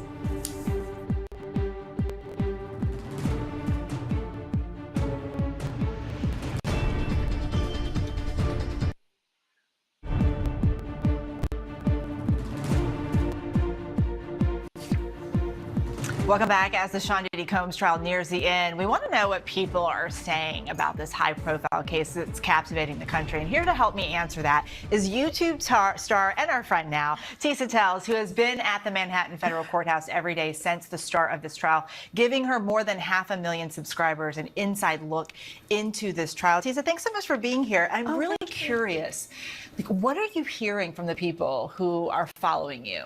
So, listen, the people that are following me really, really wanted the prosecution to pull through. And there's been a lot on the media because no one's in the courtroom exactly. So you really are going off of everybody's opinion. But one thing, whether there were the people watching the live tweets from what was going on in the courtroom, listening to my perspective or anybody else's perspective, everybody is super happy and super impressed with the prosecution's closing arguments. As far as what their comments look like at the beginning versus what they look like now, has that changed at all after hearing all of these witnesses? Night and day. So in the beginning, people were saying, I don't see Rico. Where's the Rico? What's going on with the Rico? It was like hounding in the back of our heads. Nobody saw the Rico. However, of course, a lot of people, including myself, saw it early, but the vast majority of people did not see Rico. And even with the testimony, people were still like, I don't know, it seems suspicious. However, with these closing arguments, there is not one person, whether they support Diddy or not, saying they don't see a potential Rico case. So you were in the courtroom. Yeah. Diddy's family was in the courtroom, so were his friends and his supporters. Give us sort of a view of what it was like in there today. You know, it was actually kind of surreal, okay? You know, Diddy had what could be arguably called a few legal wins yesterday. And when he walked in, he seemed like he was in great spirits. That charm was on. He did his little love sign. He came in. He seemed like he was floating on top of the world. But as the prosecution's closing arguments kept moving forward, you saw his body language kind of slump a little. You saw him at one point, he was just looking straight. You know, and I get it. Somebody's saying that you're the devil and describing all these horrible things you did while your daughters are there and your kids are right behind you. I get it. But there was something more that he just started getting deflated to me as the prosecution kept making their closing argument.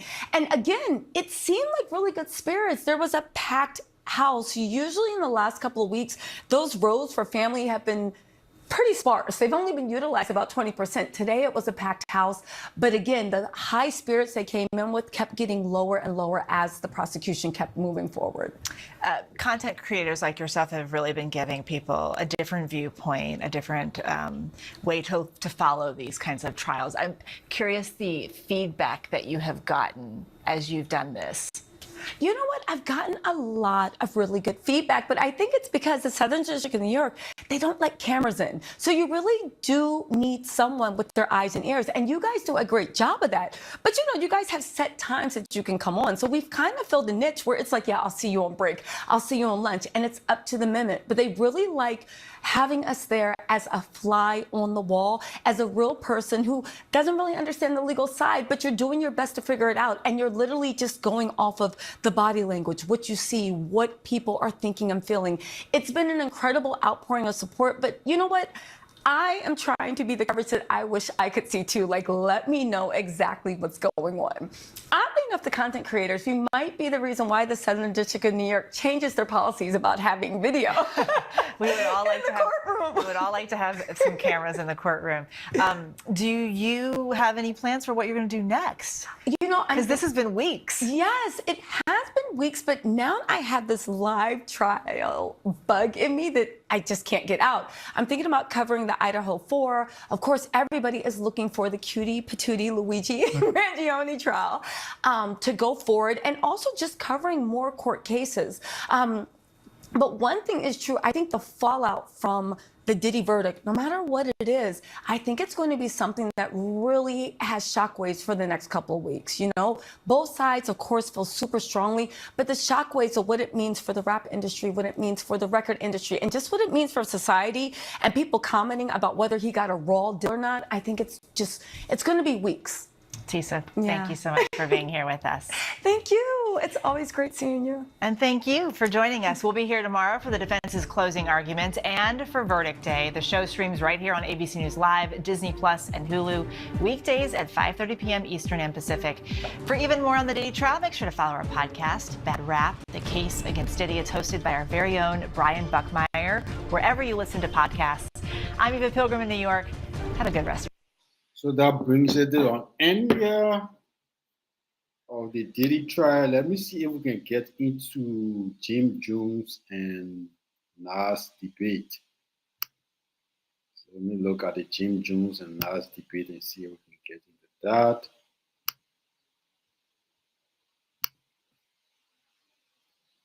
Let me look at a clip from Jim Jones and Nas, but I have to. Let me go to where it all started on the Joe and Jada podcast. Let me see.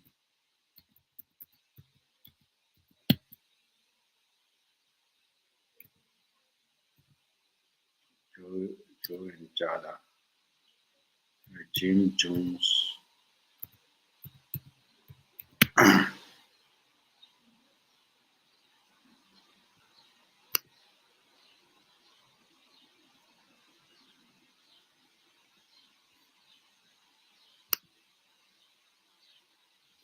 Okay, so this is it. Let's begin.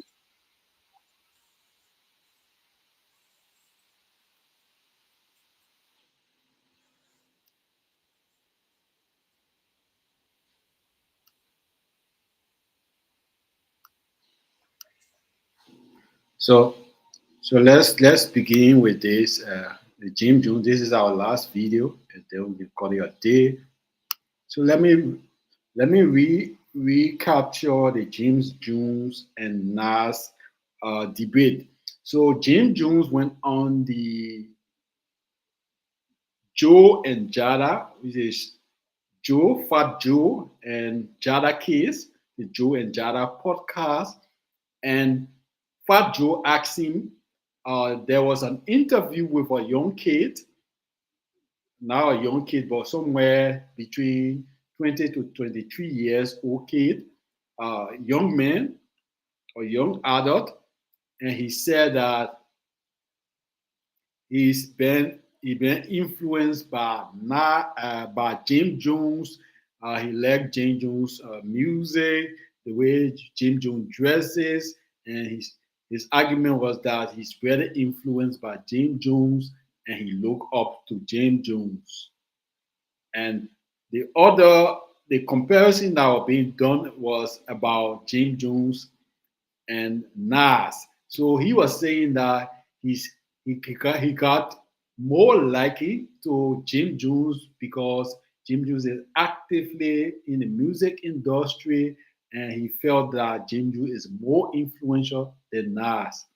And so on the Joe and Jada podcast, Fat Joe asked Jim Jones a question. Do you think about this kid that are referring to you and comparing you with Nas?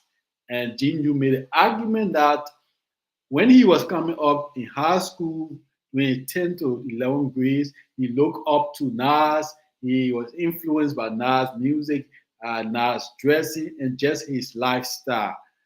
But then he made a comparison. He went further to say that currently he is actively making music, he's actively in the rap industry, so he has more influence than Nas.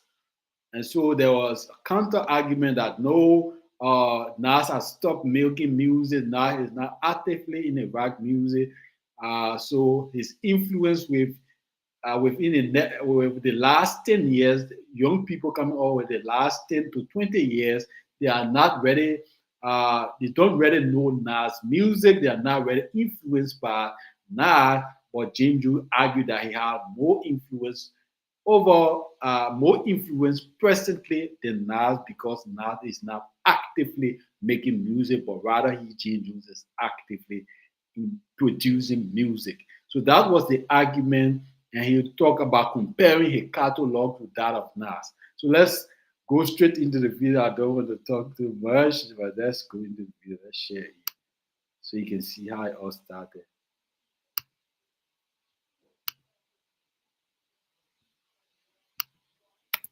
I recently saw a clip on the Instagram where a young kid was comparing you to Nas and saying that you got that's my young boy. Big hits. He's wild. Yo, he looked to you. He learned how to wear the BB Simon belt from you. He got his swag. Like, how crazy is that? Because in my era, you know what I'm saying? Nas is like a god. In my era too. I mean, so well, to be compared, let me that young kid out. He was young, and we loved that he loved Jim Jones. I want you to break it down. Let's break this down. I admired Nas, but remember Nas' first record, The Barbecue, came out when I was in 11th grade. Yes. So Nas was my idol when I was young. Like you did, came to dressing, the wordplay, the music, everything. I was a superior Nas fan. Period. I'd never take that away from him. But then as I got in the game, you got to realize that your rivals would be idols, and not to take anything away from that. I developed my own style and my own lane that these kids start to gravitate towards the same way I gravitated towards Nas when I was younger and things like that. It's a whole different generation. We're talking about 94, 93. I was in 11th grade. Nigga, it's 2025.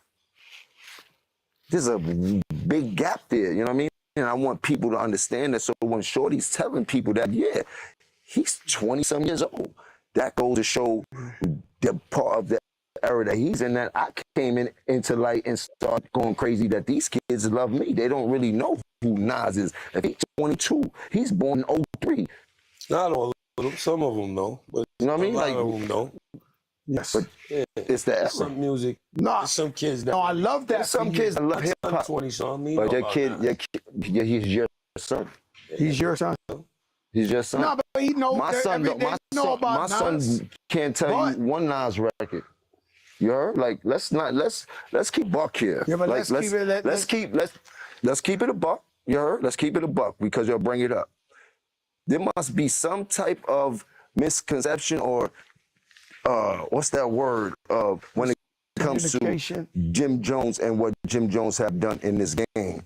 A lot of these rappers, we made them take the darkies off. A lot of these rappers have done a tremendous job, and I take nothing away from them. But they forget I got a hell of a catalog. Me, Jim Jones, myself, gold gets platinum records, gold albums, platinum albums. No, me, Jim Jones. No diplomats, no nobody else. Me, Jim Jones. Check my track record, then check everybody else's track record. Then go to the billboards and check all my entries, then check all them niggas' entries and shit like that. And I'm not taking nothing away from nobody, but I hear the comparisons and the niggas be trying to act funny when it comes. No, I've been spanking a lot of this shit. I'm talking about the industry. I've been putting on. So let's not get into that where we get into numbers and I got to show you the statistics of what I've done. You heard to what other people was done. You heard them. You want to go to the billboard entries, pull up Nas billboard entries, then pull up my billboard entries. Listen, we can't compare the two. What I'm trying to tell you is I want to go there. I want to go down the line now because now we're going down the line. He's a rapper and I'm a rapper. Listen, let's go statistically. It feels great. No, but I want to go statistically because when people be, I feel the same way. We all say forget about the numbers. You heard? Numbers back up. Let me step up to the forefront.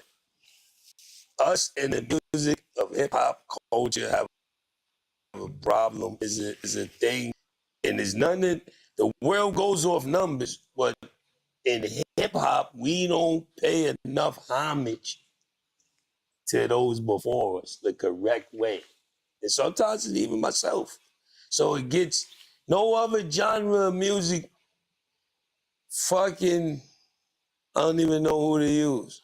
Yeah, but you gotta understand, hip hop is like basketball. Jelly Roll's never gonna say that about hip hop is like basketball. John Morant get on the call with LeBron. He's going to kill LeBron. So this is what this is any about. Song, any of that shit is murder. This is what this is about.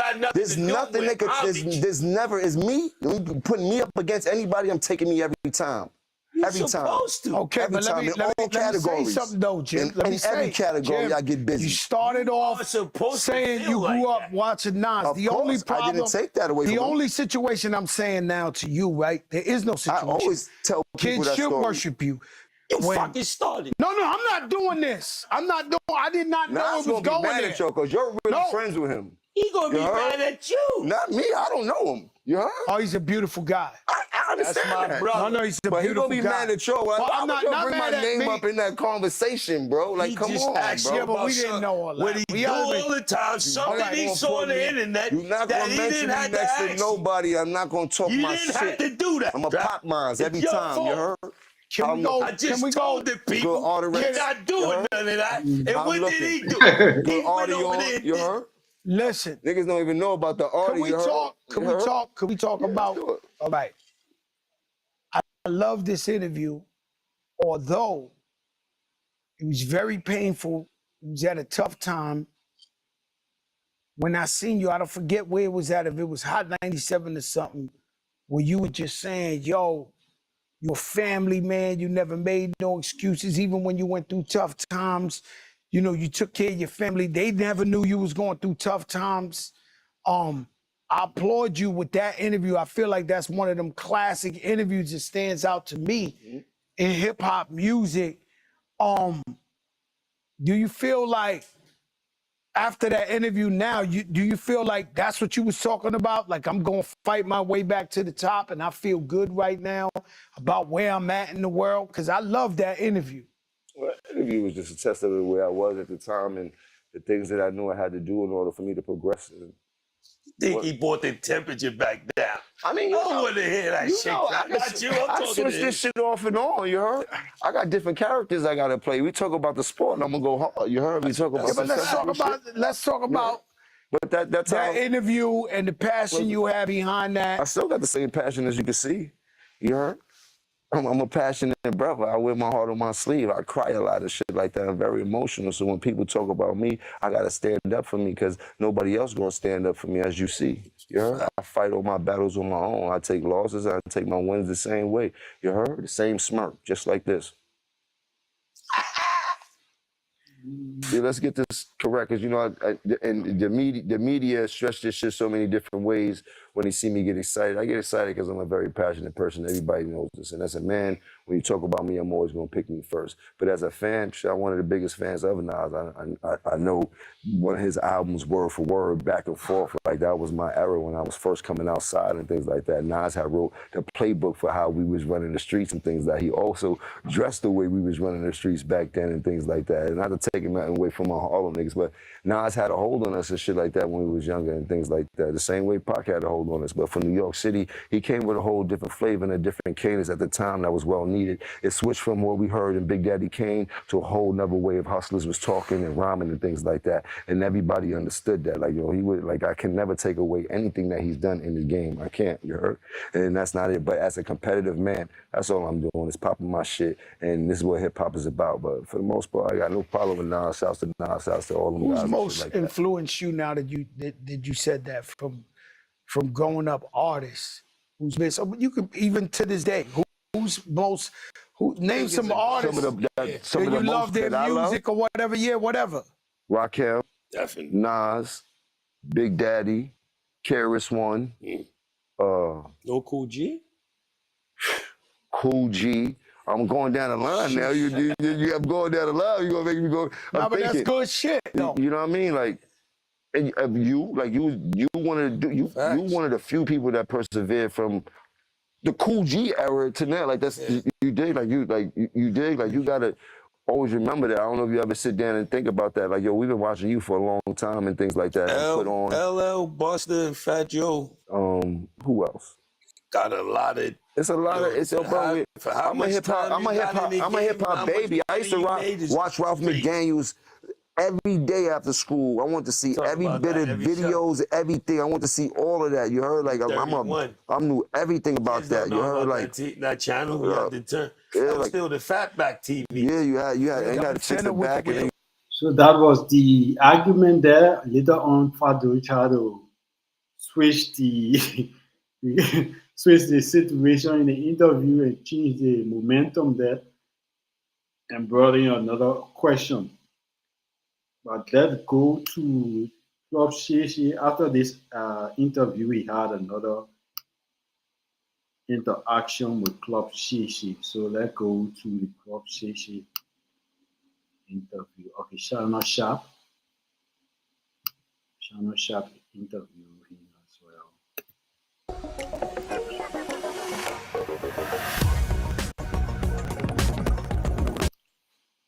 Hello, it's your favorite sports thunk here. Don't forget to hit that subscribe button to join the fastest growing community on YouTube. Remember, Nightcap doesn't happen without you. So please subscribe or you're going to make Ocho cry.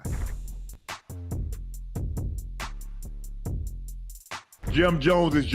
So after that interview Jim Jones had with Fat Joe and Jada Keys, he also came on the Shannon Sharp Nightcap podcast. So this is what he said there. Let's go joining us as Ocho was bringing him in. Jim, how you doing, bro? How you feeling, my brother? You good?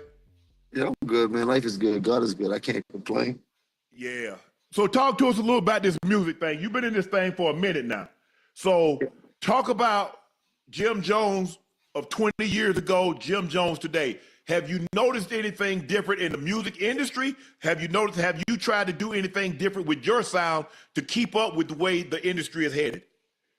Oh yeah, the industry has changed tremendously from when I started. There wasn't no social media for one. Yeah. When I started in 2003 with my first deal, and even before that, when Cam started with his deal. So these kids got a bit of advantage when it comes to marketing and promo that we didn't have. They had access to a lot of information that we didn't have.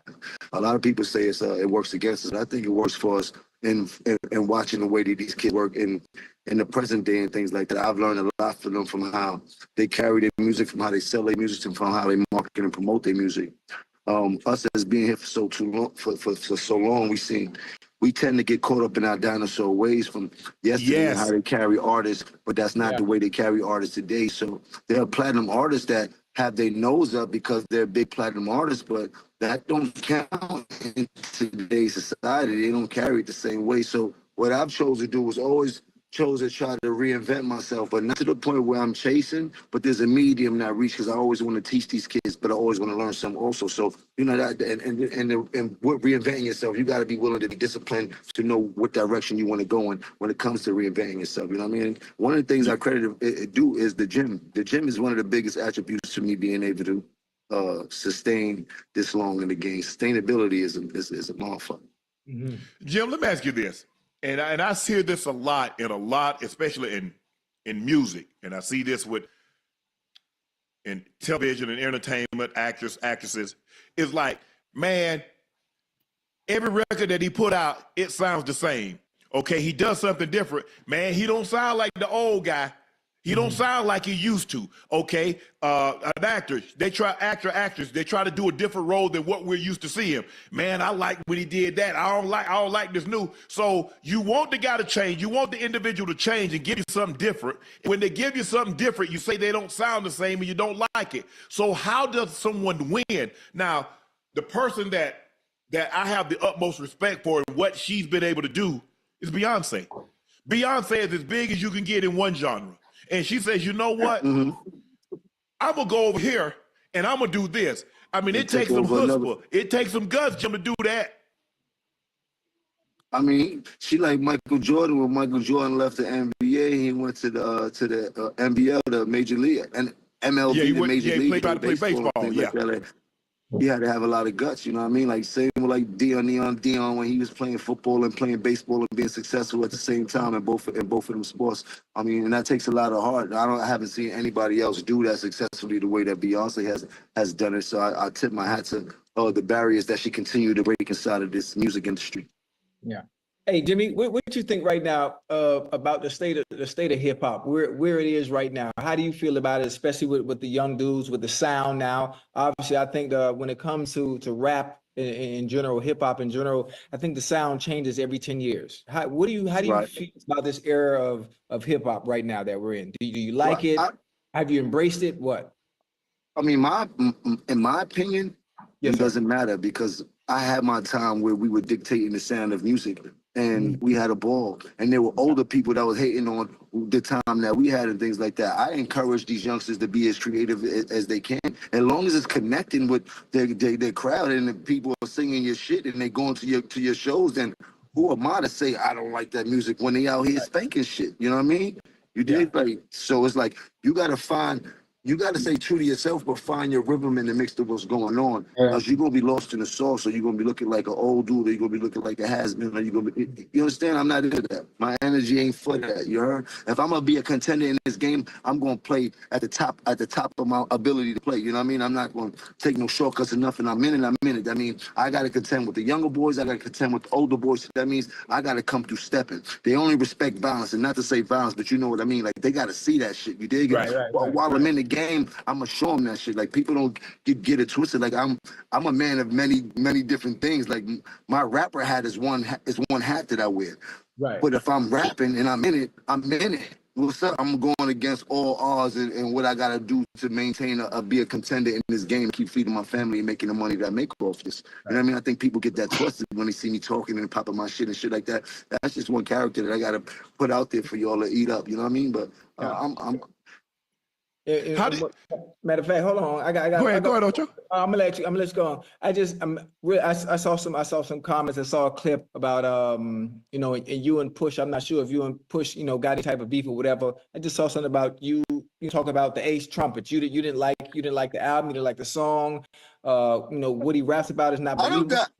I don't got no beef with nobody. You heard? Okay. I'm just asking. Half of it is my opinion. Half of it is me bending the algorithm. Half of it is feeding into people's simplicity because the social media is for that. You know what I mean? Yes, and like I said, I'm a rapper in this game. It comes with the territory. You got to be very competitive. It's a very competitive sport, and you better have some thick skin.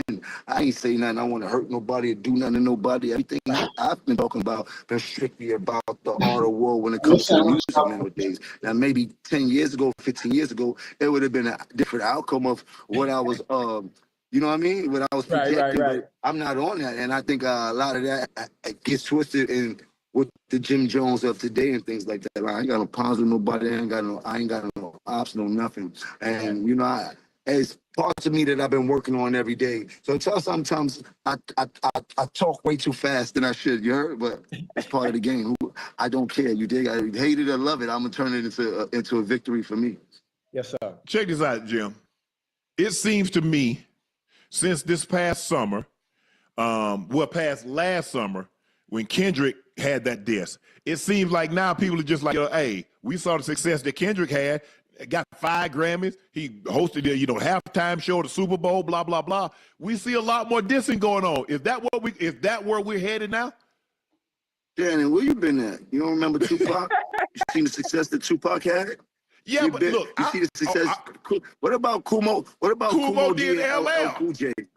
This is a competitive sport. The rap is built on that. So Kendrick and Drake having what they have was no surprise to the rap industry. I mean, people look at it as something, but this is what the art of rap is about. It's a very competitive sport, and you got to be ready to be on top of your game when it comes to that. So if you put something out, you got to be ready for the same energy to come back at you. That's what rap is about. Some people don't go down that lane. Some people go around that lane. Some people go right through it. I'm one of the people that go right through it. Win, lose, or draw. I keep the same face. But hold on, Jim, bro, I'm not looking for you to come at me. I put you on, remember? I used to have you on I used to tour with me. You used to open up for me, bro. You remember that, right? When nobody was booking you, you remember that, Jim? You heard this song? You heard this saying when idols become your rivals? That's what the rap game is about. Did Allen Iverson hesitate to shake Michael Jordan up when he got in the NBA? Yeah, no. He crossed his ass up. Okay, because he was on another team. That might not stop the love he had for Mike, but while we on this battlefield, my team got to win, and I'm willing to kill anybody that's in front of me for my team to win. And that was Allen Iverson's attitude. You got to understand what happens when you come into this game. Your idols become your rivals. There's no passes when we on the other team. We meet you at the party. We can laugh, pop champagne, but right now, while we on this field, while we on this court, I'm coming to scrape shit up. We can't pop no more champagne. You got people laughing at me, and guess what? They playing at the football game. They playing at the basketball game, not like us. Oh, no, we can't pop no champagne after that, Jim. As a matter of fact, I'm going to close the club down. Hey, if he coming, I ain't coming. I mean, but I just told you that's what it is. It's competitive sport. Now you got it got different levels to it and things like that. But that's what this was built on. You heard? So it's sad that it got to go to such lengths when it comes to artists getting at each other when it comes to the music. But what you project is what you're gonna get. So just have that same energy you put out there, because somebody coming right back at you with that same energy sooner or later. Let me ask you one more question, Ocho. Yeah. So are we going to get some new music? Because we saw you and Cam kind of going back and forth. Is the Dipset coming back? Y'all going to link up together and give us some new music? Yes or no? Right now, I'm worried about myself.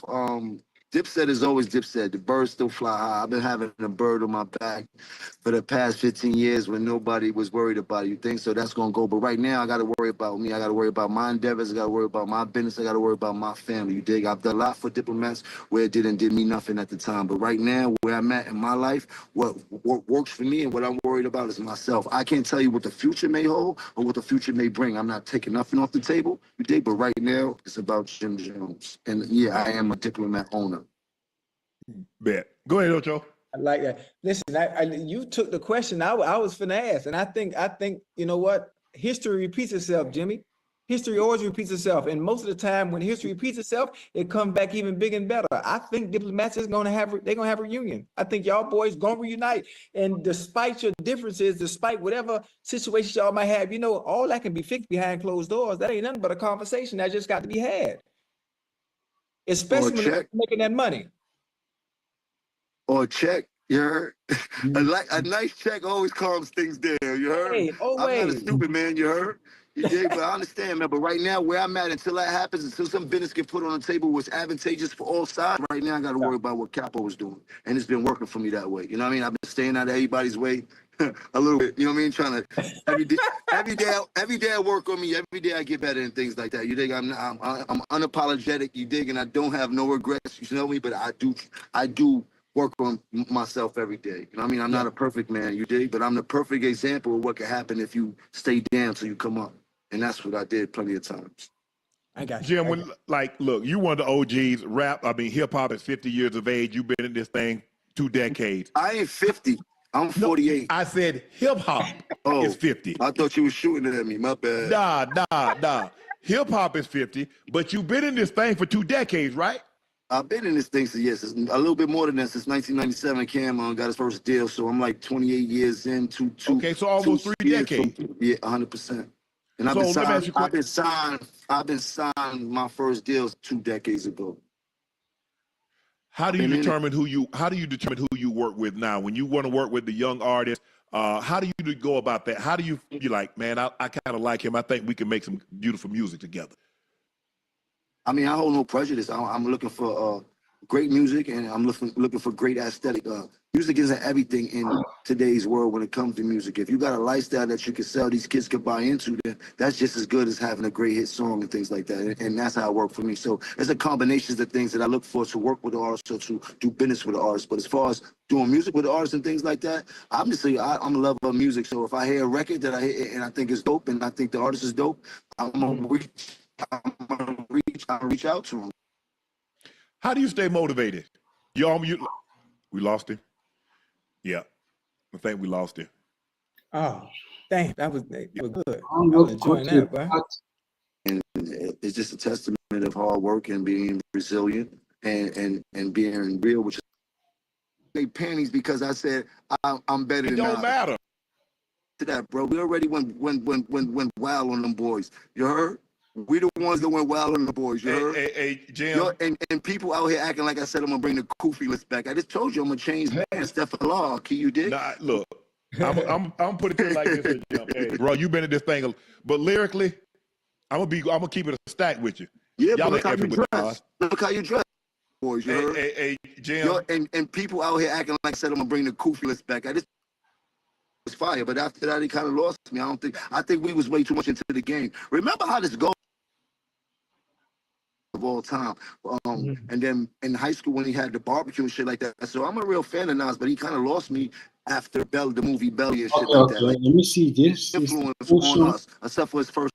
But listen, Nas was nice when I was in high school. Can I ask you a question, Jim? Mm-hmm. You smoke, right? Yeah. Okay, this is it. Were you smoking when you said you better than Nas?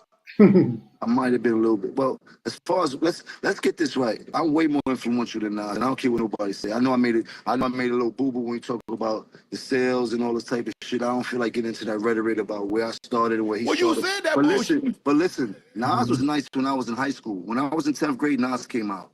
Nas was dope. We appreciated him. He had a little bit run. But Nas always came up second to Jay and DMX and all these other people. Like, he ain't no shame in that. There a lot of folks came up second to Tom Brady. He never had that type of influence on us, except for his first album. I already told you, I used to want to dress like Nas because he had a lot of fresh clothes that the hustlers used to wear and shit, and we used to see him on TV. He had one of the illest albums of all time. And then in high school when he had the barbecue and shit like that. So I'm a real fan of Nas, but he kind of lost me after the movie Belly and shit like that. Like, I don't. Man, go ahead on with that, Jim. I'm trying to tell you, I'm being honest. You ask me, I'm being a fan. I'm telling you, from the movie Belly was fire, but after that, he kind of lost me. I think we was way too much into the game. Remember how this goes? You ever heard of a Kofi list? Yeah. Yo, go back into your history and find out what happened between us and him. You dig? And I'm not trying to repeat history, but don't play with us when it comes to that, bro. We already went wild on them boys. You heard? We the ones that went wild on them boys, you heard? Hey, Jim. And people out here acting like I said I'm gonna bring the Kofi list back. I just told you I'm gonna change stuff for law. Can you dig? Nah, look, I'm putting it like this, Jim. Hey, bro, you been in this thing, but lyrically, I'm gonna keep it a stack with you.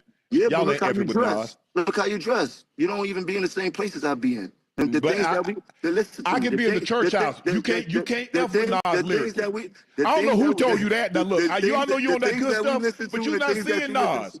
You're not seeing Nas, bro. Let's be real. You got a bunch of 40 and 50-year-olds in their panties because I said I'm better than It don't Nas. matter. Look at you. Look at you. Ain't nobody from Dipset gonna tell you over Nas. Nobody from the Diplomats but you. That Hey, shirt I too got tight.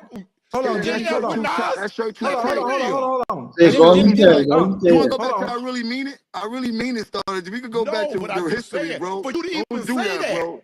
Don't do that, bro. That Hold shirt on, hold too on. tight for you to be sticking up for Nas. I got a question. Let Nas stick up for itself and meet me in a booth or something if we want to do something historical. He Other than that, we don't gotta Nas talk say he about don't it. do that no more. Nas say he don't do that. Because he got $100 million. He's a very wealthy man. You heard he's a very smart businessman. He caught a couple business licks. Hold on.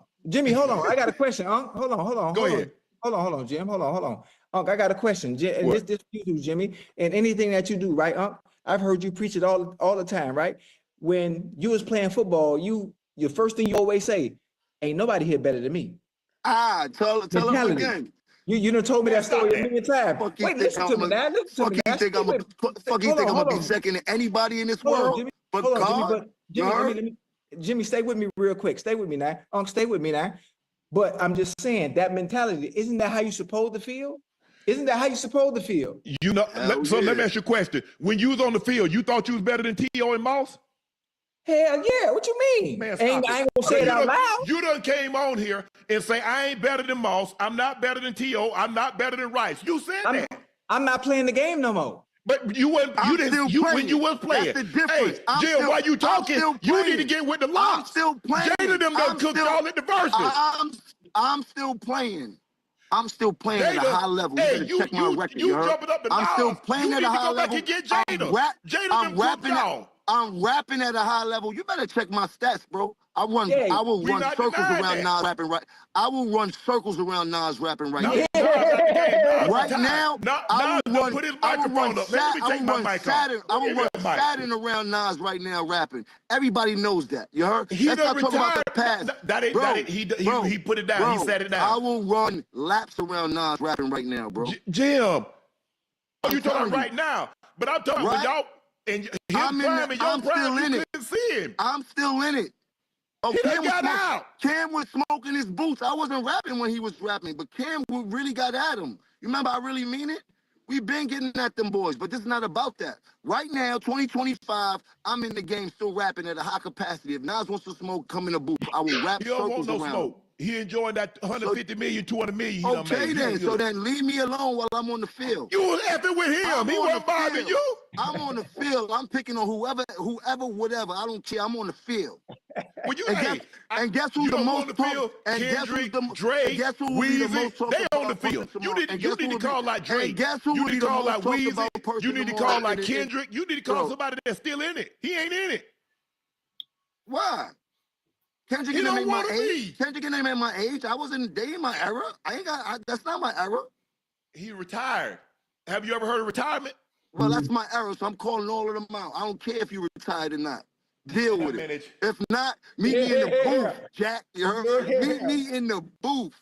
And I'm just talking about call Jada. Let's get this right. I'm not mad. It's about the sportsmanship of the game. People know I'm a very aggressive person, and I seem to get misconstrued when I'm talking my shit. I'm just talking my shit, you heard? Let me talk my shit because I am on the field. If anybody got a problem with that, they can meet me on the field. That is the booth. Anybody from that era. Anybody. Hey, well, anybody from that era. Anybody. Well, you and Jada in the same era. Anybody from that era. Don't even try you to ain't seeing Jada. Stop that. Stop that. Anybody from that era. Stop that. I'm not scared of nobody. Man, hey, see you speeding right now. Anybody from that era. Hey, I'm put not the brake scared of assist nobody. on. Hey, I got to put the brake assist on. You speeding, so I got to slow you down. I'm in the field daily. In the booth daily. Anybody want to work out, tell them come to the field. This is the perfect opportunity. You're not even paying attention. Your antennas ain't up right now. Listen, he said anybody from his area, anybody in the field, right? Shit, we can have our own verses our own nightcap verses. Nah, I got Nas and Jada. It's deeper than the verses. It's about who making music. Meet me in the booth. Put the record up. Give us a time to do the record by. Give us a subject, and let's see who gonna smoke who on the booth. Yeah, it is. That's it. Man, come on. It's about the Yeah, yeah. sportsmanship. It's about the craftsmanship. Fuck the numbers. Fuck the You look records. at You heard? Cause we Nas both got records that can smash. We both got. Nigga, meet me in the booth. Fuck all that old school shit. We'll play on records from 20 years ago. I am not nostalgic, nigga. It's 2020. Okay, me look at one more video, then we can call it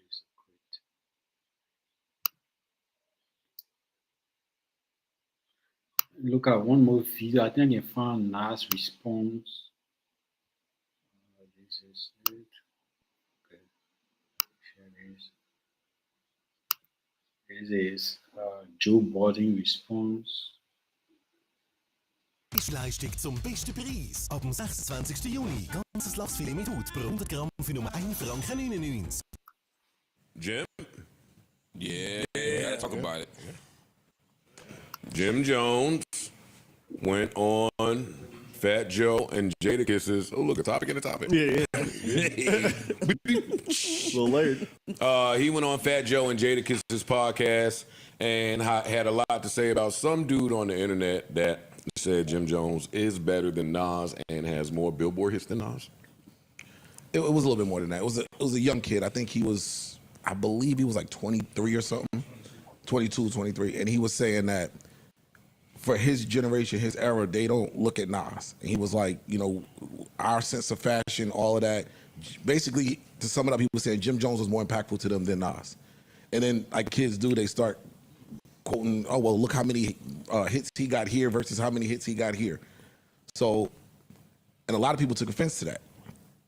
I personally did not take offense just because of the kid's age, of the generation.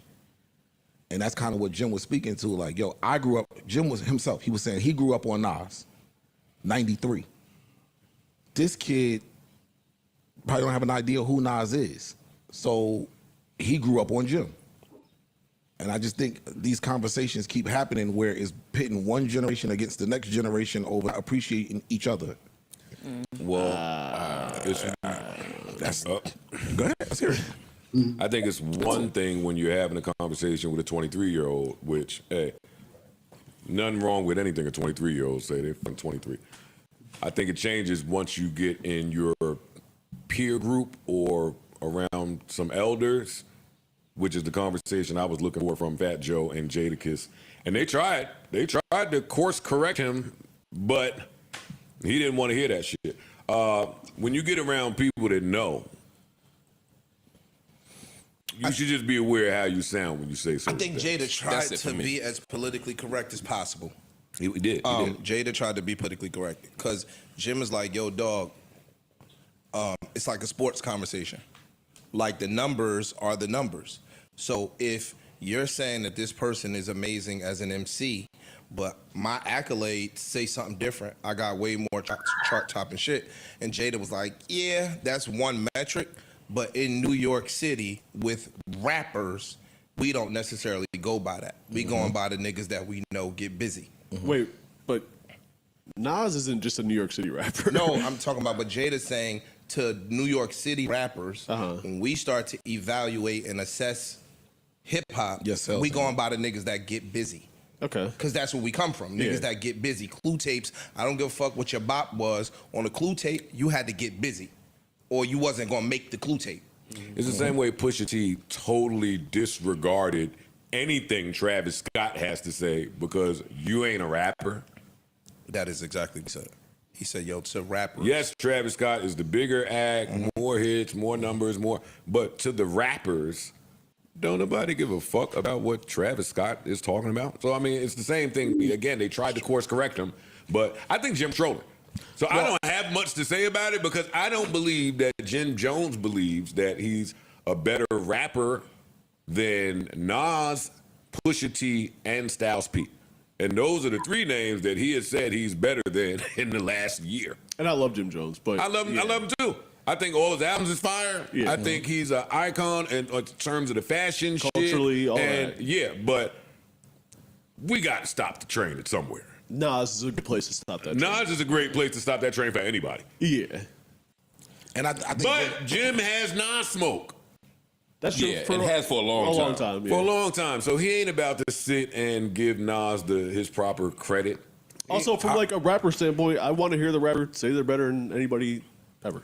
That's different though. Like if you're a rapper, you say I'm the greatest. I ain't got mad at that. When you start naming specific people, I'm not mad at that. It feels weird to me. Also, he doesn't have more Billboard entries than Nas. That's the other I thing. didn't check it. He does. I saw some people fact checking, and he don't. He does not, and it's not particularly close. He doesn't have a bigger listening base. I wouldn't have thought it was close, but again, I didn't check it. It's not close. And Even if you remove features, even if you get rid of still features, not close. it's not. It's just not close. I mean, you look at Spotify, and these are all metrics I don't like, but Nas has 9 million followers. I think Jim has like 850,000. I mean, the traditional metric. You look at Grammys. You look at street. I mean, I love Jim Jones. I love every album Jim Jones ever made, just like you just said. But I don't think they're on the same planet. I don't think that they should be debating that. See, and that's why it's smart for Jim to insert himself in these conversations. Well, that's kind of what he was hitting at. He said that latest, too. His latest, and he said it up here with us. His latest Instagram post, he was saying, "Yo, going viral is part of the gig today." Yeah. So basically, and he's like, "I understand today's game. So yeah, I'm gonna get up here. I'm gonna say whatever. I'm gonna go viral." Yeah. And make business off of it. It's the same shit he told us. I gotta play that game now. But we also gotta, to me, we also gotta respect the culture and respect the history. I mean, I don't love that move. If you were to say I'm gonna go, whatever, every rapper has a right to say that. But when it becomes again about an individual rapper, to me, who is on the Mount Rushmore, or at least in everybody's Mount Rushmore conversation, I just don't like it. It just doesn't sit well with me. You know what I mean? Again, 23-year-old is one thing. You don't know no better. But grown ass men shouldn't be talking about Jim Jones and Nas in the same conversation. I'm not talking music with no 23-year-old. That's my kid, That's or a great my point. little cousin, or like somebody that you got to have a with me for me to I sit talk there. music, but I don't necessarily want to hear their thoughts. No, I want to hear their thoughts on their shit. Their shit, yeah. Right. Unless you're ahead. Like I mean, we're sitting here talking earlier about The list. the list, and we're talking about people from different eras, but we listen to enough music to be able to have a conversation about Marvin Gaye or Aretha Franklin or Michael Jackson or Roberta Flack. Or Still whatever. not the same. It's not Personally, the same. For me, I don't even. Even if they're ahead, even if they student of the game, whatever you want to call it, you wasn't there. It's not going to hit you the same. You're speaking from like looking just from the window looking in. You wasn't inside the house. I respect that. So I'll have the conversation if you've done your homework. Your perspective is a little skewed though, for sure. Because there's certain things you just will never get. And they'll say the same by thing to listening us. to the music. Yes, Yeah. and it's the same thing to us. That's why it's just hey, you respect whatever.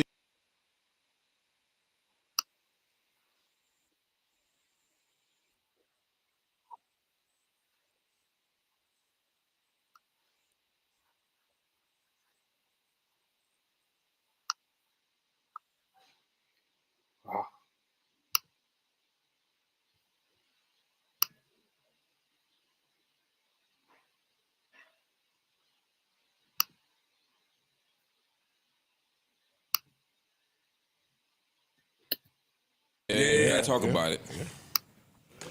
Jim Jones went on Fat Joe and Jadakiss's. Oh, look, a topic in a topic. Yeah. Little layered. He went on Fat Joe and Jadakiss's podcast and had a lot to say about some dude on the internet that said Jim Jones is better than Nas and has more Billboard hits than Nas. It was a little bit more than that. It was a young kid. I think I believe he was like 23 or something. 22, 23. And he was saying that for his generation, his era, they don't look at Nas. It was like, our sense of fashion, all of that. Basically, to sum it up, he was saying Jim Jones was more impactful to them than Nas. And then, like the kids do, they start quoting, oh, well, look how many hits he got here versus how many hits he got here. So, and a lot of people took offense to that. I personally did not take offense just because of the kid's age, of the generation.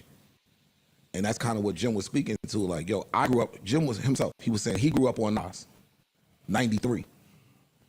This kid probably don't have an idea who Nas is.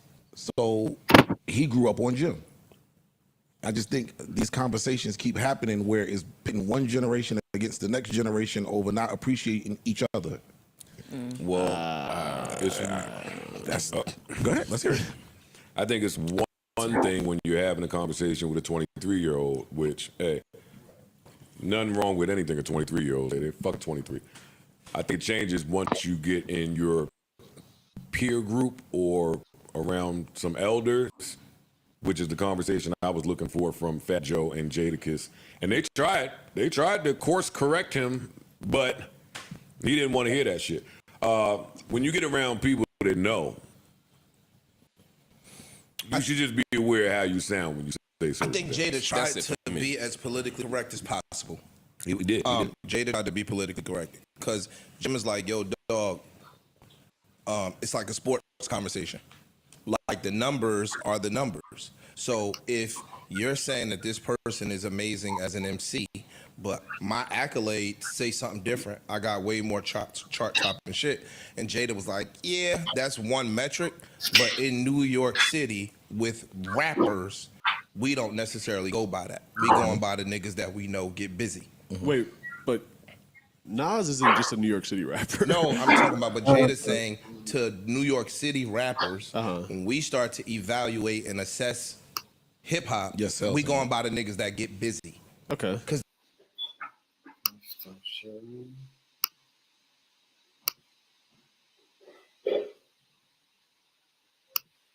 looking for Nas response. See. Okay, Nas response will be here.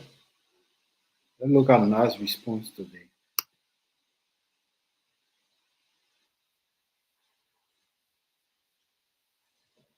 And I didn't know it was him. We just walked by into the hotel, and Mike started laughing. I said, "Why?" He said, "Senior man put his head down." I said, "Who?"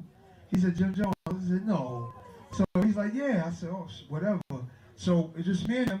You know, no security, none. Just so. And on a DVD a few months later, I heard that he said he saw me and said, "Nasir Jones, Nasir Jones, what up?" And he said I had a bunch of bodyguards, and I had my head down. I said, "Why even acknowledge that you saw me?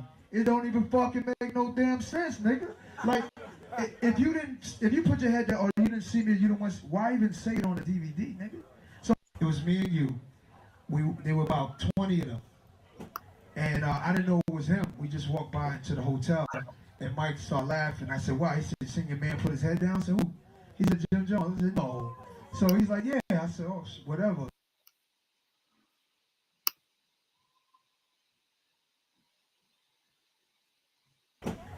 And I didn't know it was him. We just walked by into the hotel, and Mike started laughing. I said, "Why?" He said, "Senior man put his head down." I said, "Who?" He said, "Jim Jones." I said, "No." So he's like, "Yeah." I said, "Oh, whatever." So it's just me and him. You know, no security, none. Just so. And on a DVD a few months later, I heard that he said he saw me and said, "Nasir Jones, Nasir Jones, what up?" And he said I had a bunch of bodyguards, and I had my head down. I said, "Why even acknowledge that you saw me? It don't even fucking make no damn sense, nigga. Like, if you put your head down or you didn't see me, you don't want. Why even say it on the DVD, nigga?" So we dealing with a lot of, you know, I don't want to disrespect them because they get their money and it brings me lower when I talk about the motherfuckers, you know? No, that's cool. But I do sense something happening. I feel like niggas is trying to start something up. I think personally, all you need to do is just either one more MC, and I don't think no MC. And I didn't know it was him. We just walked by into the hotel, and Mike That's started a laughing. I nice said, "Why?" He said, response. "Senior man put his head down." I said, "Who?" He said, "Jim Jones." I said, "No." So he's like, "Yeah." I said, "Oh, whatever." So it's just me and him. So guys, record this close. I'll look forward to see you on next week, hopefully Saturday or Sunday. Continue to like, share, and support us. Bye. We end this stream.